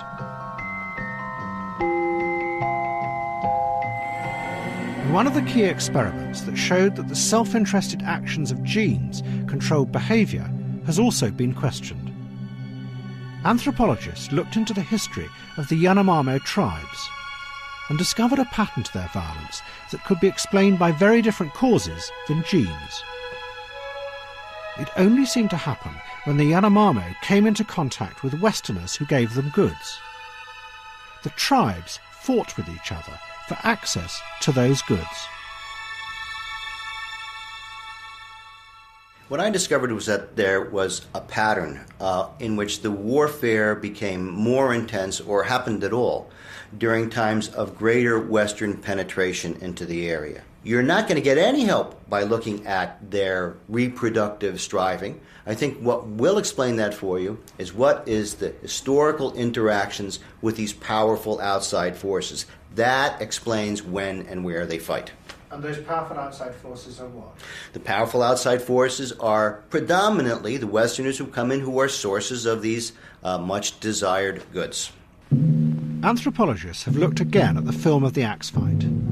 They argue that what one actually sees is a struggle between two factions. One, a group who have been given machetes by the filmmaker Napoleon Chagnon. The other, a group of visitors to the village who are refusing to leave because they too want access to these precious gifts. The real cause of the fight, they say, is not the genes, but a struggle of politics and power aggravated by the filmmaker himself. Chagnon completely disagrees and stands by his experiment. No, I don't think the axe fight happened because I was there. You sure? Well, are you sure your father's your father? I think it would be a reasonable presumption that this axe fight would have happened whether or not I was there. And the very fact that I was there and documented it was not the cause of it. Because axe fights or club fights happen in many other villages when I'm not there. And I've documented these as well through informants who describe them. So I don't think this particular fight was anything extraordinary and out of the pattern of Yanomama violence. You don't think a film crew in the middle of a fight in a village has an effect? No, I don't. That's the end of my interview. And in mathematics, the man who had created the equations that lay behind the simplified economic model of society was also expressing doubts about the assumptions on which his work had been based. He was the mathematician John Nash.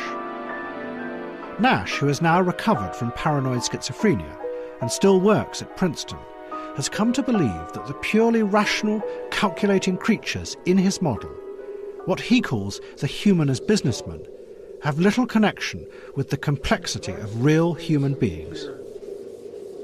I have had some trouble myself on the psychological level. I've been in mental hospitals, and so I may be developing a pattern of rationality. I realize that what I had said at some time may have overemphasized rationality or some type of thinking, and I don't want to overemphasize rational thinking on the part of humans. Human beings are much more complicated than like the human being as a businessman. Human behavior is not entirely motivated by self-interest of each human. But the underlying assumption of game theory is that it is. Game theory works in terms of self-interest. But it was like the viewpoint that some game theory concepts could be unsound. There's overdependence on rationality. That is my enlightenment. And Nash is not alone. In economics, the whole idea that the free market is an efficient system is coming under serious attack. Over the past 5 years, many of the Nobel Prizes for economics have been awarded for research that shows that markets do not create stability or order. That what Adam Smith called the invisible hand is invisible because it isn't actually there. And politicians do have a powerful role to play in controlling the markets. And a new discipline called behavioural economics has been studying whether people really do behave as the simplified model says they do. Their studies show that only 2 groups in society actually behave in a rational, self-interested way in all experimental situations. One is economists themselves. The other is psychopaths. Is that all there is? Is that all there is? The final part of The Trap is next Sunday at 9. Next tonight, Combat Opera do their own personal take on binge drinking here on BBC Two. And on BBC 4, 70 years on and very little changed, Design Classics takes a look at the tube map. If that's all there is.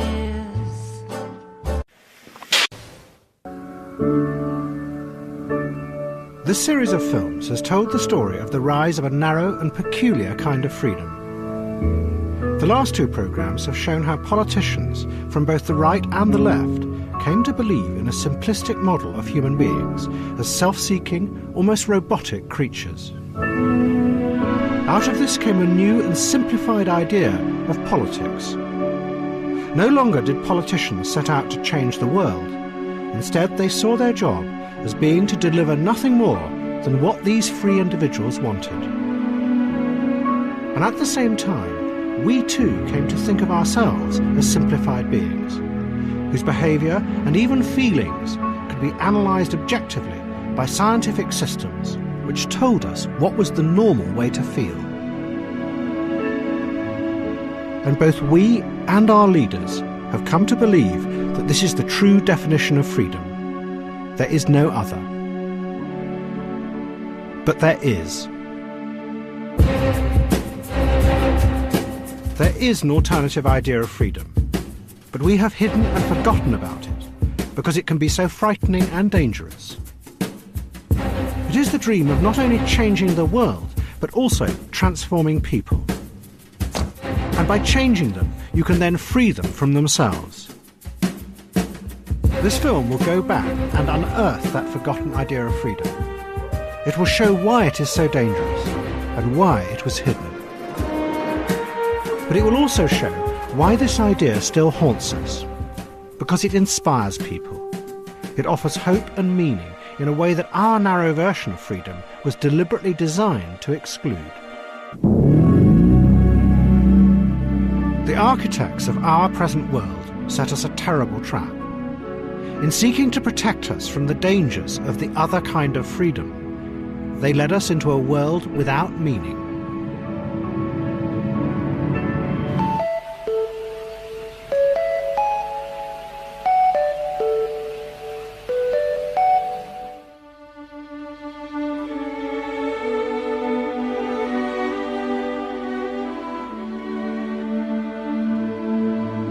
To understand these two ideas of freedom and how they came to oppose each other, you have to go back to the Oxford of the 1950s and to a man who did more than anyone to define them. He was one of the most important liberal thinkers of the 20th century. He was called Isaiah Berlin. Berlin was an extraordinary figure. He was born in St. Petersburg and witnessed the Russian Revolution.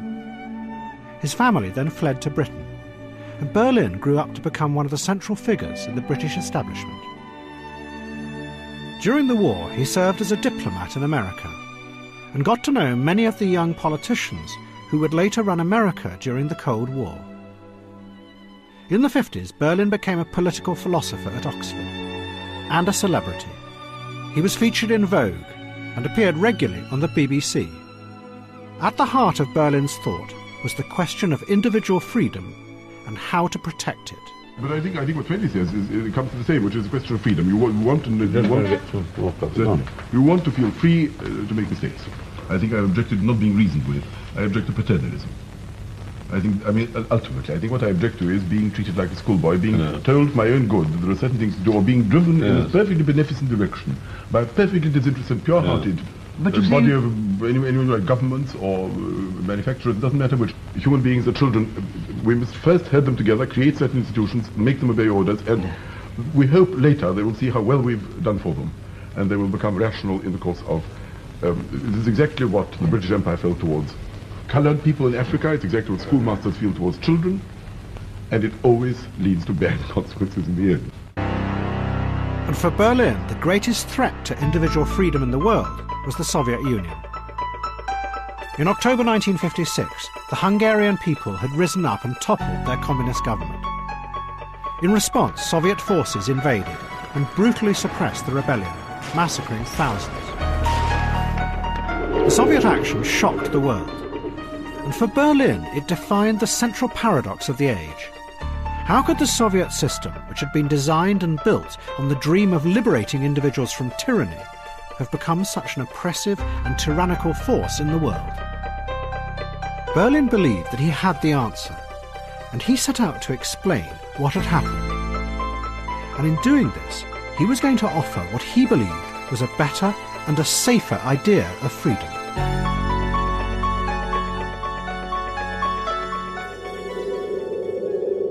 In 1958, Berlin gave a lecture at Oxford, which he called Two Concepts of Liberty.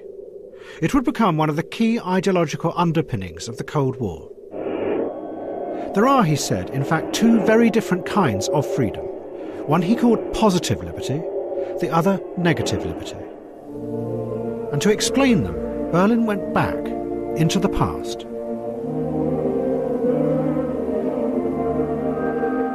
Both ideas originated, he said, in the same impulse more than 200 years before, at the time of the French Revolution, of individuals wanting to free themselves from the oppression of tyrants and despots.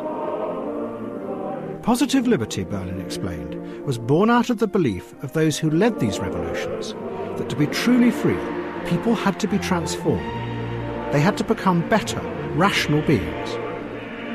And only the leaders knew what that ideal human being should be and how it could be created. This, Berlin said, led to a terrible logic in all revolutions. The masses, who did not realize what true freedom was, had to be coerced.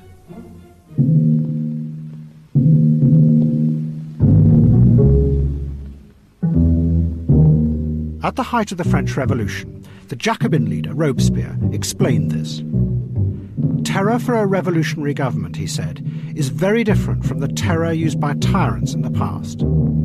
Because now it meant the destruction of those whose moral corruption was barring the way to a new society of virtue.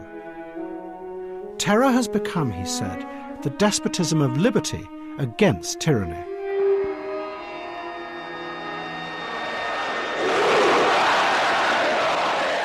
Another of the Jacobins, Saint-Just, put it more simply. We must force the people to be free. From the French terror to the show trials and the mass executions in the Soviet Union, this logic always led, Berlin argued, to horror and the very opposite of freedom. Positive liberty, he said, would always fail because it was driven by a false belief that there was one true answer to all human ills. Once you believe that, the idea of the final answer to human ills, if it is the final answer, then no sacrifice is too great for it. Right? And even if you have to kill people for it, this is the one end, the permanent bliss, happiness of mankind is surely worth it. If you believe there is a single answer to a single question, the true answer, all the other answers being false, and all these answers can be put together and harmonize with each other and create the perfect universe, then there is a temptation, if you think you have it, to do awful things. Against this corrupt ideal, Berlin defined his other idea of freedom, negative liberty. Negative liberty, he said, is the freedom of all individuals to do what they want and nothing more. There should be government and laws to ensure that individuals' actions do not interfere with each other's freedoms.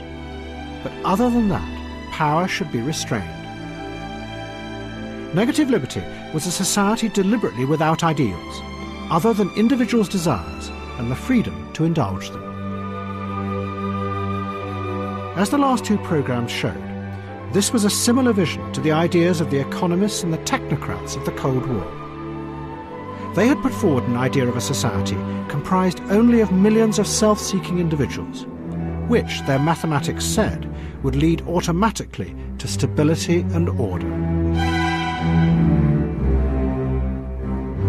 What Berlin was doing was giving this vision a sense of destiny and historical inevitability.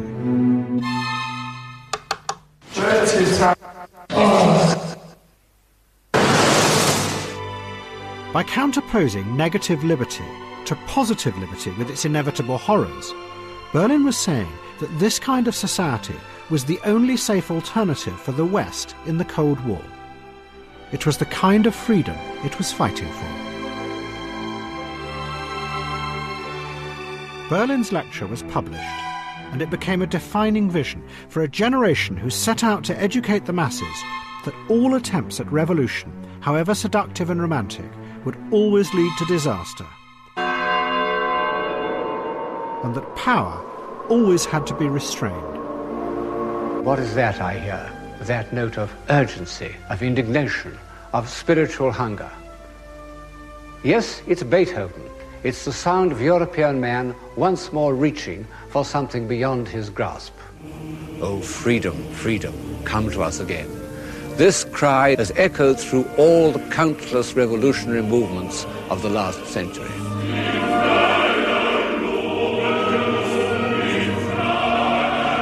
They'd suffered from the most terrible of all delusions. They believed themselves to be virtuous, and in the end were destroyed by the evil means they had brought into existence. And the other half of the message from the Cold War intellectuals was that systems should be created to restrain politicians' power, especially those leaders who said they wanted to do good for us, because inexorably they would become tyrants. Every tyrant in history has said that he wants power to do good to his fellows. But don't you think that that the necessary thing is to check and stop people having power? I hate government. Yes. I hate power. Yes. I think that man's existence, insofar as he achieves anything, is to resist power, to minimize power, to devise systems of society in which power is the least exerted. Yes. But Isaiah Berlin knew that it was going to be difficult to achieve and maintain this negative idea of freedom. And in his lecture, and throughout his life, he warned of the danger it would face. Those who promote negative liberty must never come to believe it is an absolute ideal, because such a belief in one final answer always leads to coercion and the opposite of freedom. But this was exactly what was going to happen, and Berlin's warning would become a prophecy.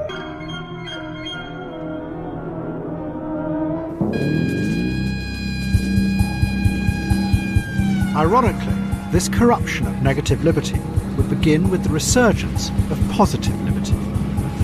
In the wake of the Soviet disaster, a new and even more extreme version of positive liberty was about to rise up in the Third World. It would be a revolutionary vision of transforming individuals through violence. It would spread and begin to destabilise the balance of power in the world.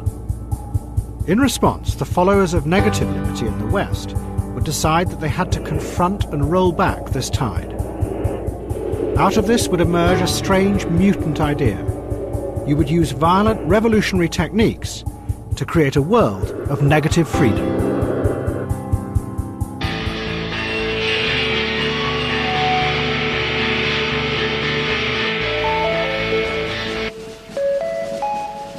In the late 50s, a series of wars of liberation began.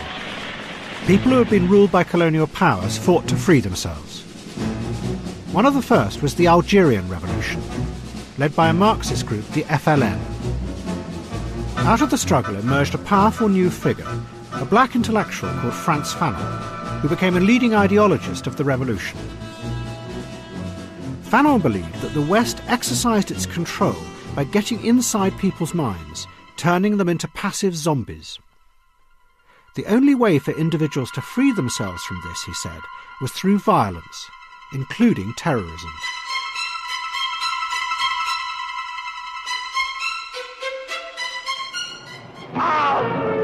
Violence was not just a battle against the military. The very experience of the armed struggle would, Fanon said, be cathartic.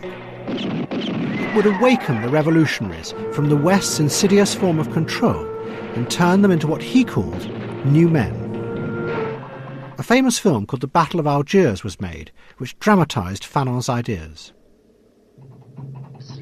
This is the bit that interests Fanon, the seizure of liberty by the oppressed people. And he thought that there was something liberating about that very act of armed seizure, of defeating the enemy, and the self-respect which would arise from an autonomous struggle of that kind. Constructing the new man entirely, the freed out of this struggle, as if, the traumas of the past, of previous relations could be wished away, as if the Revolutionary War would be a sort of blanking out of everything, and a complete tabula rasa, start again from the beginning.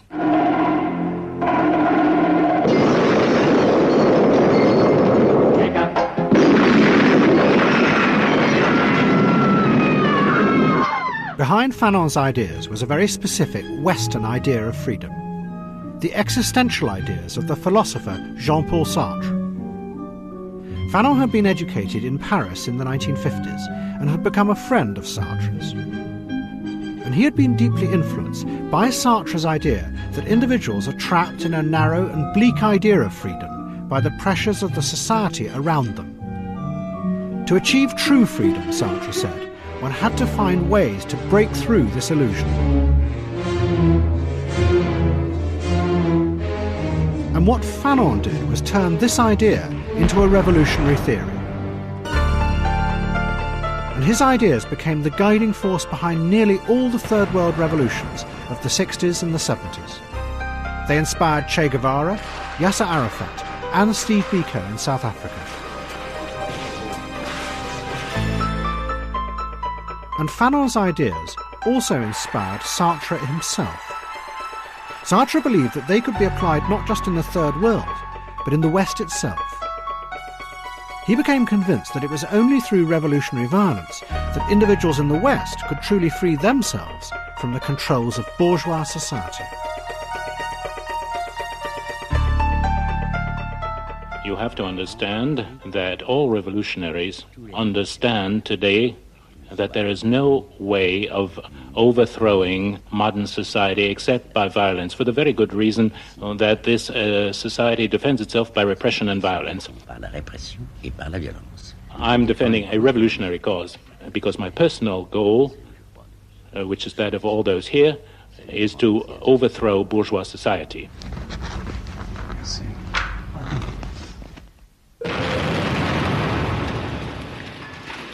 Out of ideas like these came waves of terrorist attacks in Europe in the early 70s. Those who led the attacks believed that the terror was a way of breaking through the bourgeois facade to a new freedom. Then, in 1975, the logic of this idea reached its most extreme incarnation, when the Khmer Rouge revolutionaries liberated Cambodia. Their leader, Pol Pot, had also studied revolutionary theories in Paris. And he believed that the only way for Cambodian society to reach utopia was to destroy the whole of bourgeois society and start again, back to year zero.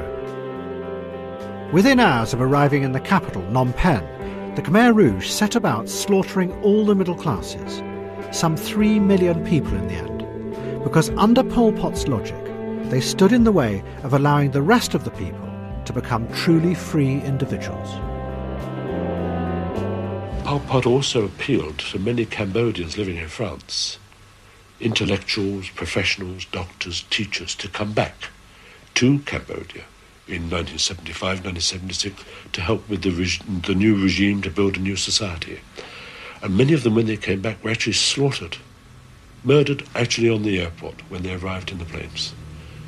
Just this was a sort of wanton destruction of any opposition, of any sort of intellectual differences, that the society that Pol Pot was going to build would have no opposition inside or outside of Cambodia. The chaos caused by these revolutions also began to destabilise the balance of power in the world. And this would inexorably bring them face to face with America and its global battle against communism. But what this clash was going to lead to was the rise in America of a new militant idea of freedom, and the belief that it was the United States' duty to spread this freedom around the world by force if necessary.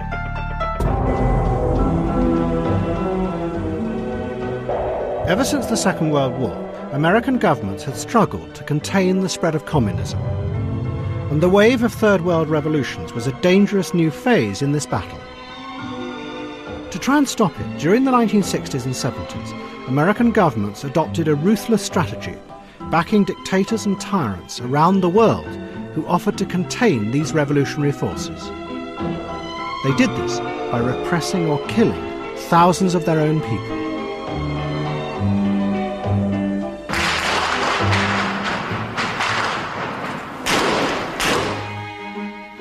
The main architect of this policy was Henry Kissinger, Secretary of State under President Nixon. He used America's power to back dictators like General Pinochet in Chile and Ferdinand Marcos in the Philippines. Kissinger knew that these dictators used torture and mass killing to stay in power. But in his theory of what he called realpolitik, this was the price that had to be paid if Soviet tyranny was to be kept in check. But during the 70s, a group of young radicals emerged in Washington who believed that this was wrong. For America to support torture and killing was a corruption of its ideals. They became known as the neoconservatives, and what linked them was the vision of a new moral kind of foreign policy. America should actively use its great power to spread democracy in the world. One of this group was Michael Ledeen. He called himself a democratic revolutionary. We were aiming for an expansion of the zone of freedom in the world. And in part that had to do with fighting communism, and in part it had to do with fighting other kinds of tyrannies. But that's what we were about. It's what we're still about. We want, down with tyranny. We want free countries. We think that America's better off if we live in a world primarily populated with free countries who have to appeal to their own people for the source of their power and to ratify their decisions. And we think that if the whole world were like that, then we would be much more secure. We're democratic revolutionaries. We wanted to spread freedom everywhere we could. And it wasn't just communist dictators that we hated them all. And then, in 1979, the Iranian Revolution showed dramatically that America's policy of backing dictators did not work. The Iranian people rose up and toppled the Shah of Iran. The Shah had one of the largest military forces in the world, given to him by the Americans. But it proved helpless in the face of the new Islamist ideology of Ayatollah Khomeini. Many in the West saw Khomeini as the resurgence of a dark, almost medieval force. But this was wrong. The Iranian Revolution was yet again driven by Western ideas of political freedom. Behind it lay the ideas of a young Iranian teacher called Ali Shariati. Shariati is an extraordinary historical figure because he single-handedly fused the ideas of Jean-Paul Sartre and Frantz Fanon with Shia Islam to produce a completely new revolutionary ideology. And it was this ideology that lay behind Ayatollah Khomeini's radical vision of political Islam. Like so many revolutionaries, Shariati had studied in Paris in the early 60s. And he had become fascinated by Sartre's ideas of true freedom and Fanon's theories of how to use armed struggle to achieve it. Shariati translated both Fanon and Sartre into Farsi. What he added to their theories was the idea that Shia Islam could be used to give meaning and purpose to the armed struggle and the utopia it would achieve. This was a radically new interpretation. Since the 7th century, Shia Islam had been an apolitical and passive force. Its leaders, the Ayatollahs, told the people that they must not involve themselves in political struggle. They should wait patiently and endure all hardships until the coming of the true Imam.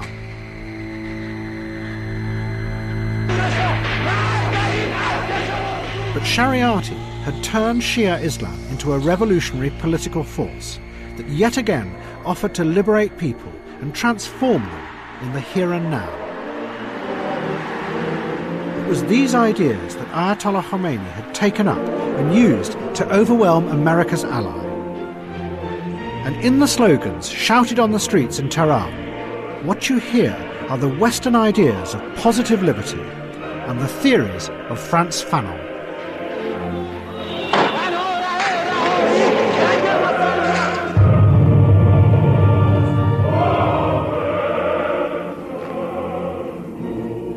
Mr. Reagan is for freedom, and he is for the people. Ladies and gentlemen, the next president of the United States of America, Ronald Reagan! In 1980, Ronald Reagan ran for president. His campaign message was simple. He promised freedom at home and abroad. When he was elected, many of the young neoconservatives joined his administration, and their ideas became central to the new foreign policy. In October 1981, the new Secretary of State, Alexander Haig, announced to a startled Senate a new moral crusade by America to extend freedom in the world, by force if necessary. There are things that we Americans must be willing to fight for. You know, this republic was spawned by armed conflict. The freedoms and liberties that we enjoy today were a consequence of armed conflict, insurrection, if you will. There are things worth fighting for.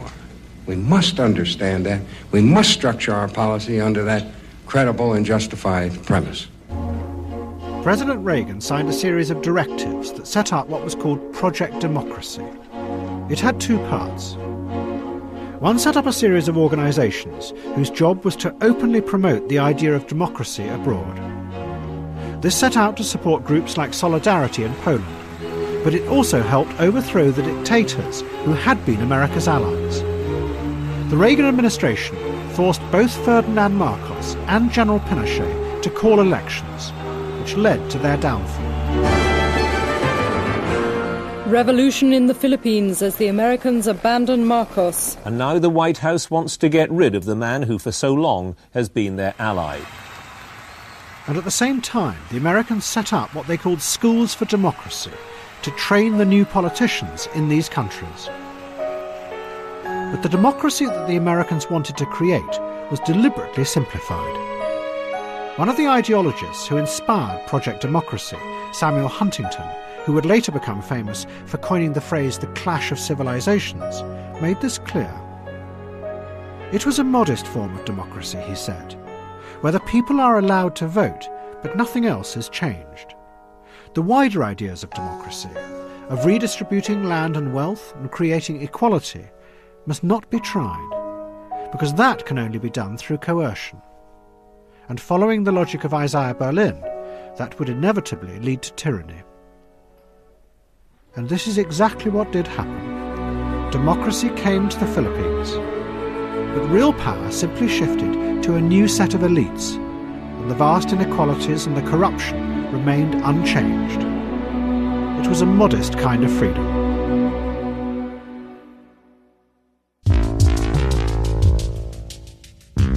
The other part of Project Democracy was to use military force in secret operations to overthrow foreign regimes that stood in the way of freedom. The main target was the government of Nicaragua, the Sandinistas. The Sandinistas were Marxist revolutionaries who had seized power in 1979, but since then they had held elections and had been democratically elected. The Reagan administration dismissed this, though, as a sham, and an operation was set up to enforce the right kind of democracy by overthrowing the Sandinistas if necessary. The man in charge was a leading neoconservative, Elliot Abrams. What we seek is democracy in Nicaragua, a Nicaragua at peace with its inhabitants and with its neighbors. That might not require a change in the government. What it requires is a change in the policy of that government at the very least. You want them to surrender to the United States definition? We want them to stop subverting their neighbors and repressing the people of Nicaragua. Now, does that require the overthrow of the government? Well, it doesn't if they change their behavior. And that's the question. What do you need to do to get them to change their behavior? The answer is pressure. The Americans started funding and training a counter-revolutionary army called the Contras. But there was enormous political opposition in the United States. And to get round it, the leaders of Project Democracy set out to frighten the American public. An agency called the Office of Public Diplomacy was set up that disseminated what was called white propaganda. It produced dossiers and fed stories to journalists that proved that Soviet fighter planes had arrived in Nicaragua to attack America. Another story, from intelligence sources, said that the Soviets had given stockpiles of chemical weapons to the Sandinistas. President Reagan appeared on television with maps to show how quickly such a chemical attack could be launched on America itself. It was only a matter of time. The simple questions are, will we support freedom in this hemisphere or not? Will we defend our vital interests in this hemisphere or not? Will we stop the spread of communism in this hemisphere or not? Will we act while there is still time? Reagan also told America that Nicaragua was part of an axis of rogue states, including Iran and North Korea, who together ran a global network of terror. Those who ran the Office of Public Diplomacy called this technique perception management. The thinking was that if you could control the perceptions of the American people about events, that would help you bring them on board. If they thought something was a huge threat to them, they perceived it that way, then they would react a certain way. They would react in support of a more aggressive policy. Well, you try to convince the American people that these folks are out to get you. So we had extreme suggestions that the Sandinistas in Nicaragua, who were a rather pathetic force, having been to Nicaragua and seen them, that they would somehow they'd be threatening Texas or they'd be threatening the Panama Canal. Today, El Salvador and Guatemala. Tomorrow, the United States. You could take small threats and make them huge threats. You can make the Sandinistas appear like they're going to conquer the United States. What was happening was that the neoconservatives were beginning to believe that their ideal of freedom was an absolute, and that this then justified lying and exaggerating in order to enforce that vision, that the end justified the means. Although they portrayed the Contras as freedom fighters, it was well known that they used murder, assassination and torture, and also were allegedly using CIA-supplied planes to smuggle cocaine back into the United States. And to finance the Contras, the neoconservatives were even prepared to deal with America's enemy, the leaders of the Iranian Revolution. In 1985, those running the Nicaragua operation held a series of secret meetings with Iranian leaders in Europe. They arranged to sell the Iranians American weapons. In return, the Iranians would release American hostages held in Lebanon. Then the money from these sales would be used by those running Project Democracy to fund the Contras. The only problem was that this was completely illegal, and the president knew it. Is that right? Okay, we're going through channels we can't discuss. When are you going to come back and see us again? How soon? When are you going to see us? Let's have another press conference. Again. Did the vice president object to this plan in Iran, Mr. President? You said that Schultz and Weinberger didn't. Did the vice president? No. What was beginning to emerge was the problem with spreading the ideal of freedom around the world. To do it, those leading Project Democracy had turned not just to manipulation and violence, but were beginning to undermine the ideals of democracy in America, the very thing they were trying to create abroad. It was the corruption of freedom that Isaiah Berlin had warned of.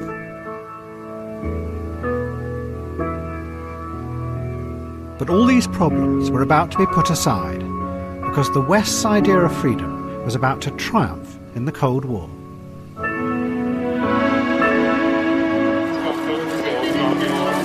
Že všichni členové předsednictva UVKSČ dávají své funkce k dispozici.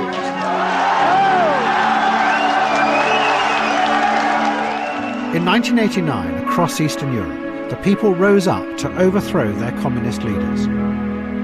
It was a remarkable series of revolutions, all driven by the desire for freedom and the ending of tyranny. The momentum of these revolutions was unstoppable, until in December 1991, the Soviet Union was finally dissolved, and Boris Yeltsin became president of Russia. For many in the West, above all America, this was the triumph of liberal democracy and its ideals. This belief was summed up in the epic argument put forward by the political philosopher Francis Fukuyama, that the world had arrived at the end of history. All competing ideologies, he said, were now dead, and liberal democracy would spread unchallenged around the world. What you've seen happening in this century, when we began it, there were many competitors to liberal democracy, leftover hereditary monarchies, fascist dictatorships, communist totalitarianism. And virtually all of those major competitors have now disappeared by the end of the 20th century. So that, in a way, it indicates that liberal democracy is now, spread in place of these, that liberal democracy, in the end, is the best arrangement of politics by which people can be recognized on a kind of universal and rational basis. Out of this was going to come an epic revolutionary attempt to reconstruct the world. The aim would be to create a utopia based on the idea of negative liberty. It would be a world in which all individuals would be free to do what they wanted without coercion by elites or tyrants any longer. It would be the triumph of Isaiah Berlin's idea of freedom, and it would begin in Russia.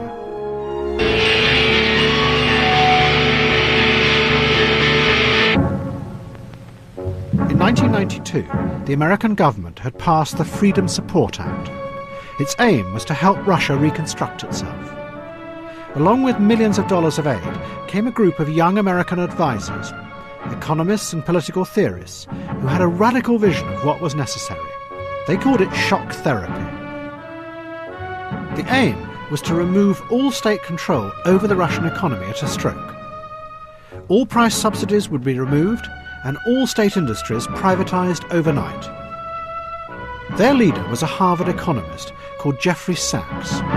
We have the best hope right now, the best reformers, the most westward-looking leaders in this country, but there are people around that want to close up, that are the xenophobes, that are the extreme nationalists, that believe that the West has stabbed this country in the back. There are real possibilities of political disaster lurking here. It's not a matter of days, but it is a matter of weeks and months, and the people must have hope. The Americans allied themselves with a group of young radical free marketeers around Yeltsin, and together they drew up a plan. Underlying it was a theory of how to transform society by creating new human beings. As last week's programme showed, it was the same theory that lay behind the rise of what was called market democracy in Britain and America in the 1980s.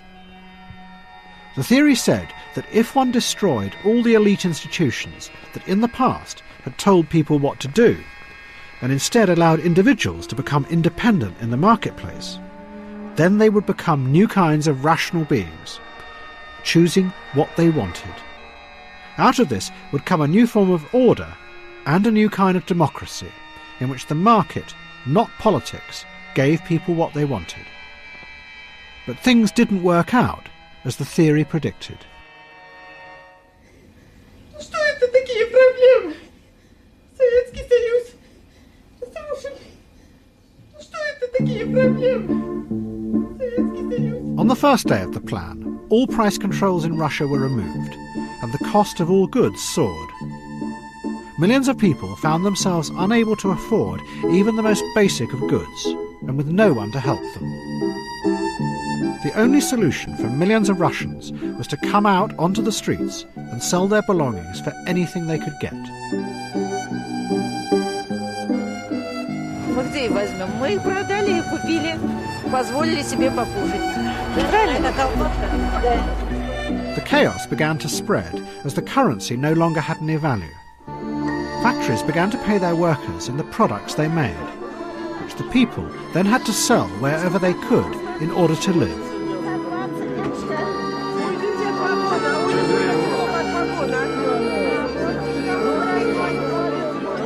Then the privatization plan kicked in. Every Russian was given vouchers to buy shares in the privatized companies. But desperate for cash, they simply sold their vouchers to ruthless businessmen for a fraction of their worth. And a new elite began to emerge who snapped up vast sections of Russian industry. They became known as the oligarchs. Faced with this, the deputies in the Russian parliament began to protest against what they called economic genocide. It led to chaos and violence inside Parliament. And in the face of this, the group of reformers around Yeltsin persuaded him he had to suspend Parliament. С сегодняшнего дня прерывается осуществление законодательной, распорядительной и контрольной функций Съезда народных депутатов и Верховного Совета Российской Федерации. In protest, the deputies occupied Parliament. Yeltsin's response was brutal. He ordered the army to attack. The deputies were arrested, and Yeltsin announced that he would now rule by decree. Shock therapy continued, but in future, people were going to be made free through force and dictatorship. But what actually happened is that Yeltsin became the creature of those with the real power in the new Russia, the oligarchs.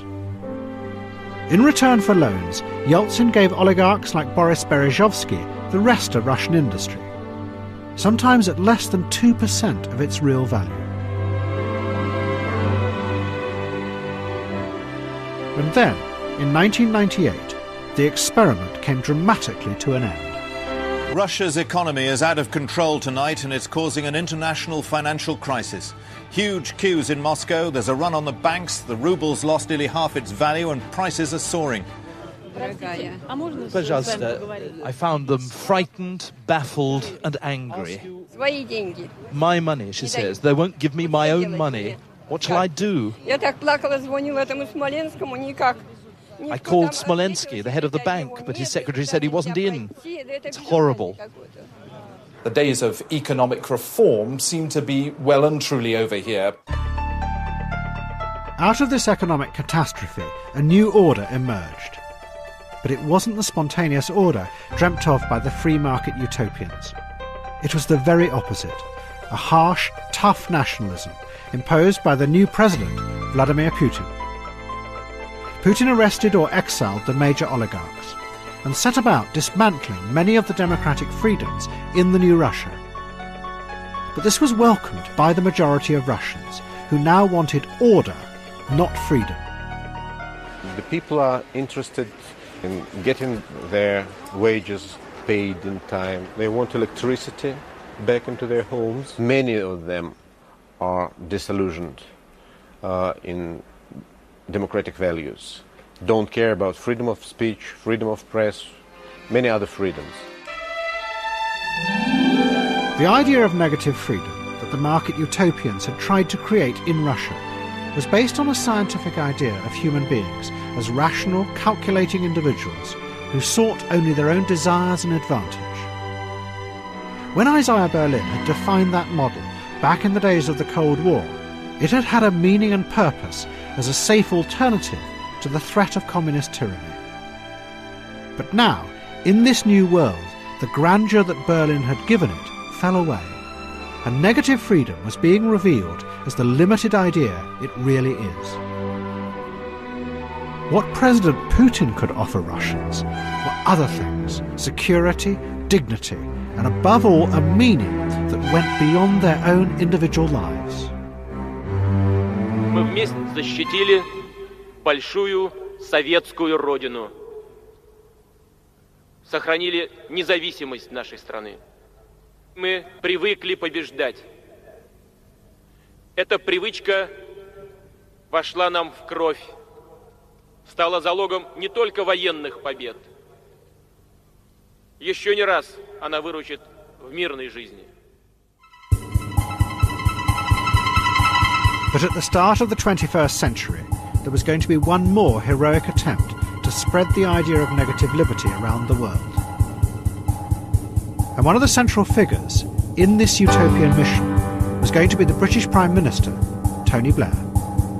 Right, good morning everyone.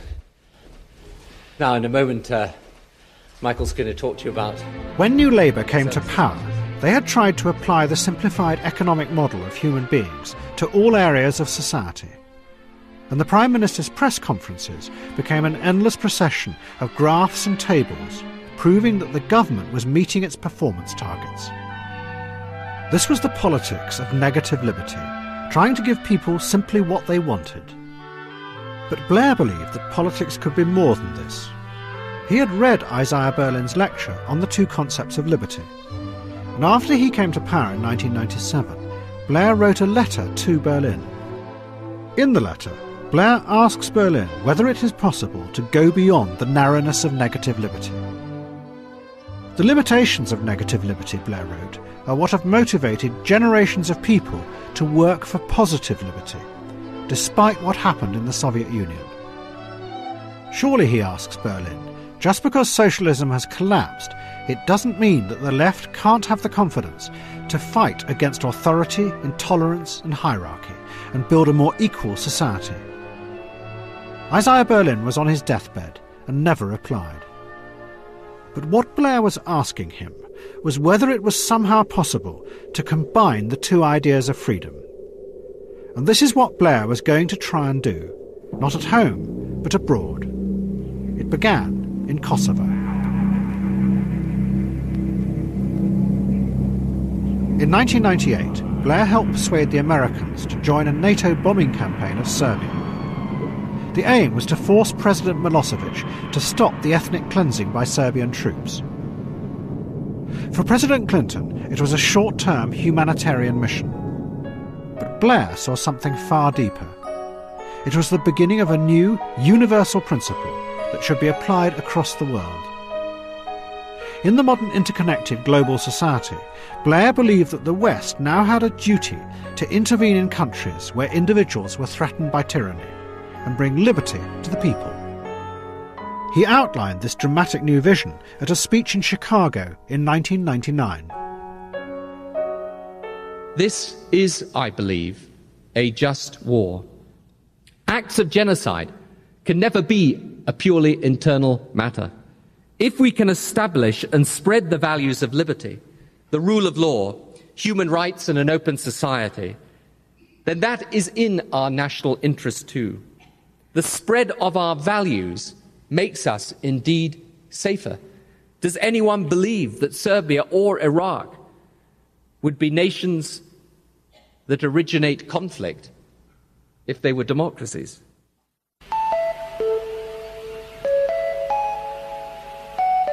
But it was the events of September the 11th that would transform Blair's principle into a revolutionary attempt to remake the world and bring freedom to millions of people. The kaleidoscope has been shaken, the pieces are in flux, soon they will settle again. Before they do, let us reorder this world around us. I believe that this is a fight for freedom. From the deserts of northern Africa to the slums of Gaza to the mountain regions of Afghanistan, they too are our cause. At the same time, the September the 11th attacks had brought many of the democratic revolutionaries from the 1980s back to influence in Washington. They and Blair now came together to try and spread democracy to the Middle East. And just as in the 80s, the same techniques of exaggeration and fear were employed to persuade the American people to back this. And Tony Blair found himself facing the same problem. Although he appealed to the British people to trust him in this radical vision, he now governed a society that distrusted politicians. As this series has shown, the simplified model of economic democracy was based on the theory that everyone, including politicians, were only driven by self-interest. And that idea had by now spread through the culture. Faced with this distrust, Blair employed what many saw as exaggeration and distortion. Perhaps he believed it was the only way to achieve his moral vision. The ends justified the means. The read we get on the people of Iraq is there's no question but what they want to get rid of Saddam Hussein, and they will welcome as liberators the United States when we come and do that.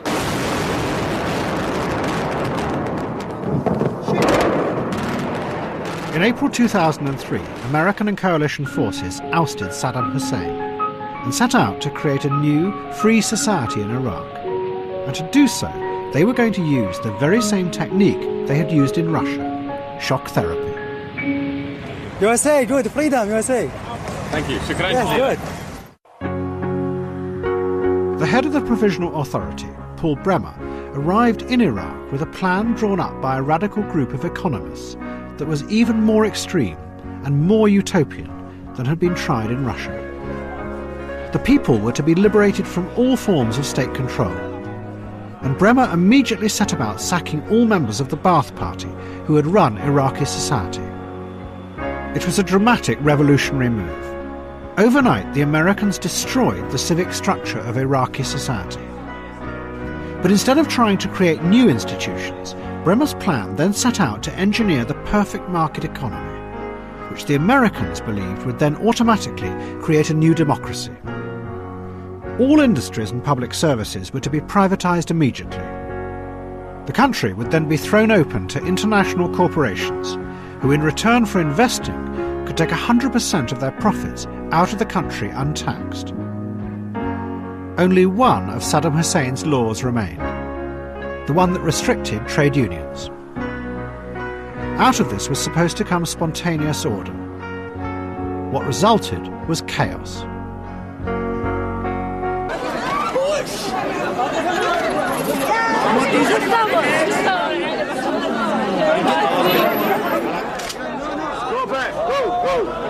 There's a definite disconnect between what needs to happen and what's actually happening. We need to get these people food, water, housing, and a government fast. Here, on the lowest level of military hierarchy, I don't see it happening. I see nothing of this happening, and I'm sure there are plans being made, papers drafted, whatnot, but these people don't see that, and I don't see it, and that's what makes them angry, and that's what makes them want to attack us. What are you trying to do? Trying to change these people's way of, I don't know. What also resulted was corruption on a huge scale. More than $350 billion has been sent to Iraq for reconstruction. Audits completed so far show that over 10% of the money has disappeared or been siphoned off by American corporations in corrupt overpricing. Then the Americans announced that the new Iraqi constitution would be written by a governing council whose members would not be elected but would be chosen by the Americans themselves. The most senior figure in the Shiite community, Ayatollah Sistani, then issued a series of fatwas that stated that this was not real democracy. Sistani quoted the principles behind the French Revolution, the idea of a social contract between the people and their rulers. What the Americans are imposing, he said, is a limited, narrow form of democracy that ignores this basic principle. He called on his followers to protest, and he warned that unless the Americans allowed real democracy, the very opposite would rise up to fill its place, an anti-democratic Islamism. We want to express about our opinion. It's the democracy in Britain and Australia. We've never had democracy before, this man says. Don't we deserve it? But Sistani was ignored, and the insurgency began, led by many of the men the Americans had sacked. What was happening in Iraq was the strange logic of the attempt to impose the idea of negative liberty by revolutionary means. Just as in Russia, this narrow conception of freedom was unable to deal with the complexities of a society composed not just of individuals, but of powerful groups driven by conflicting ideas of nationalism and Islamism. And in the face of that failure, the Americans began to turn to violence and torture to try and enforce their kind of freedom.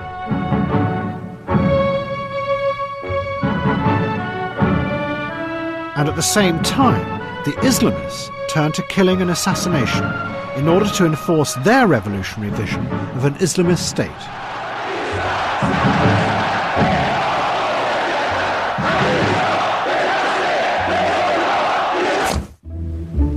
And the revolutionary attempt to create negative liberty abroad was also transforming freedoms in Britain itself.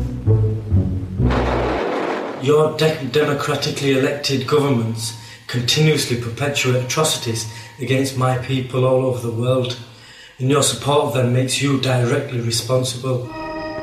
In July 2005, Islamist terrorists who claimed to be responding to Britain's policy in Afghanistan and Iraq bombed London. Blair's response was to push forward dramatic changes to the law. He saw it as an opportunity to reinforce in a much wider way the specific ideas of negative liberty. Blair believed that the criminal justice system protected the accused at the expense of the innocent law-abiding individual, and that should be changed. The fundamental dilemma is this: how do we reconcile liberty with security in this new world? When a crime goes unpunished, that is a breach of the victim's liberty and human rights. When we can't deport foreign nationals, even when inciting violence, this country is at risk. Let liberty at last stand up for the law-abiding citizen in this country. What Blair was proposing was that from antisocial behaviour through to terrorism, individuals could be detained or punished on far less evidence than before, or even on the suspicion that they might commit a crime in the future. There has been enormous opposition to this from the legal profession. They argue that it opens the way to the arbitrary use of power by governments. Politicians can now decide who is a normal law-abiding citizen and who is the individual whose ideas might lead to dangerous crimes in the future and should be locked up with little or no evidence. Yet again, negative liberty has transformed itself into what Berlin had warned against. It's become a version of its opposite, positive liberty.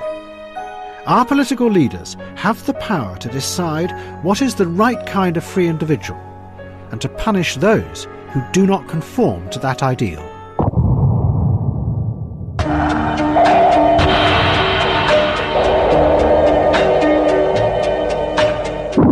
But there is one thing that makes our freedom today different from positive liberty.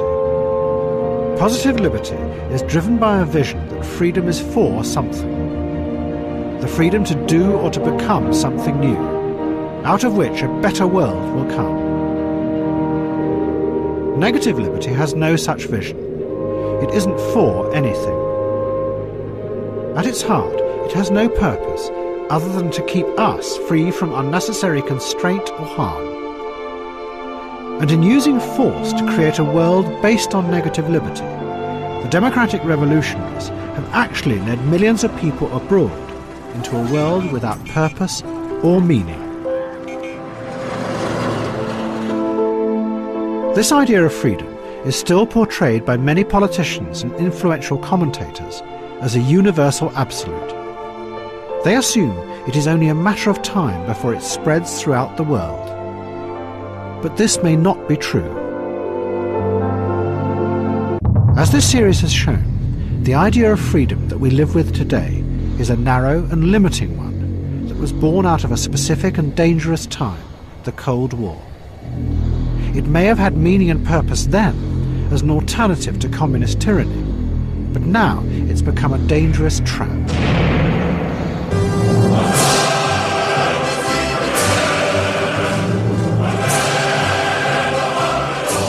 Our government relies on a simplistic economic model of human beings that allows inequality to grow and offers nothing positive in the face of the reactionary forces they have helped to awake around the world.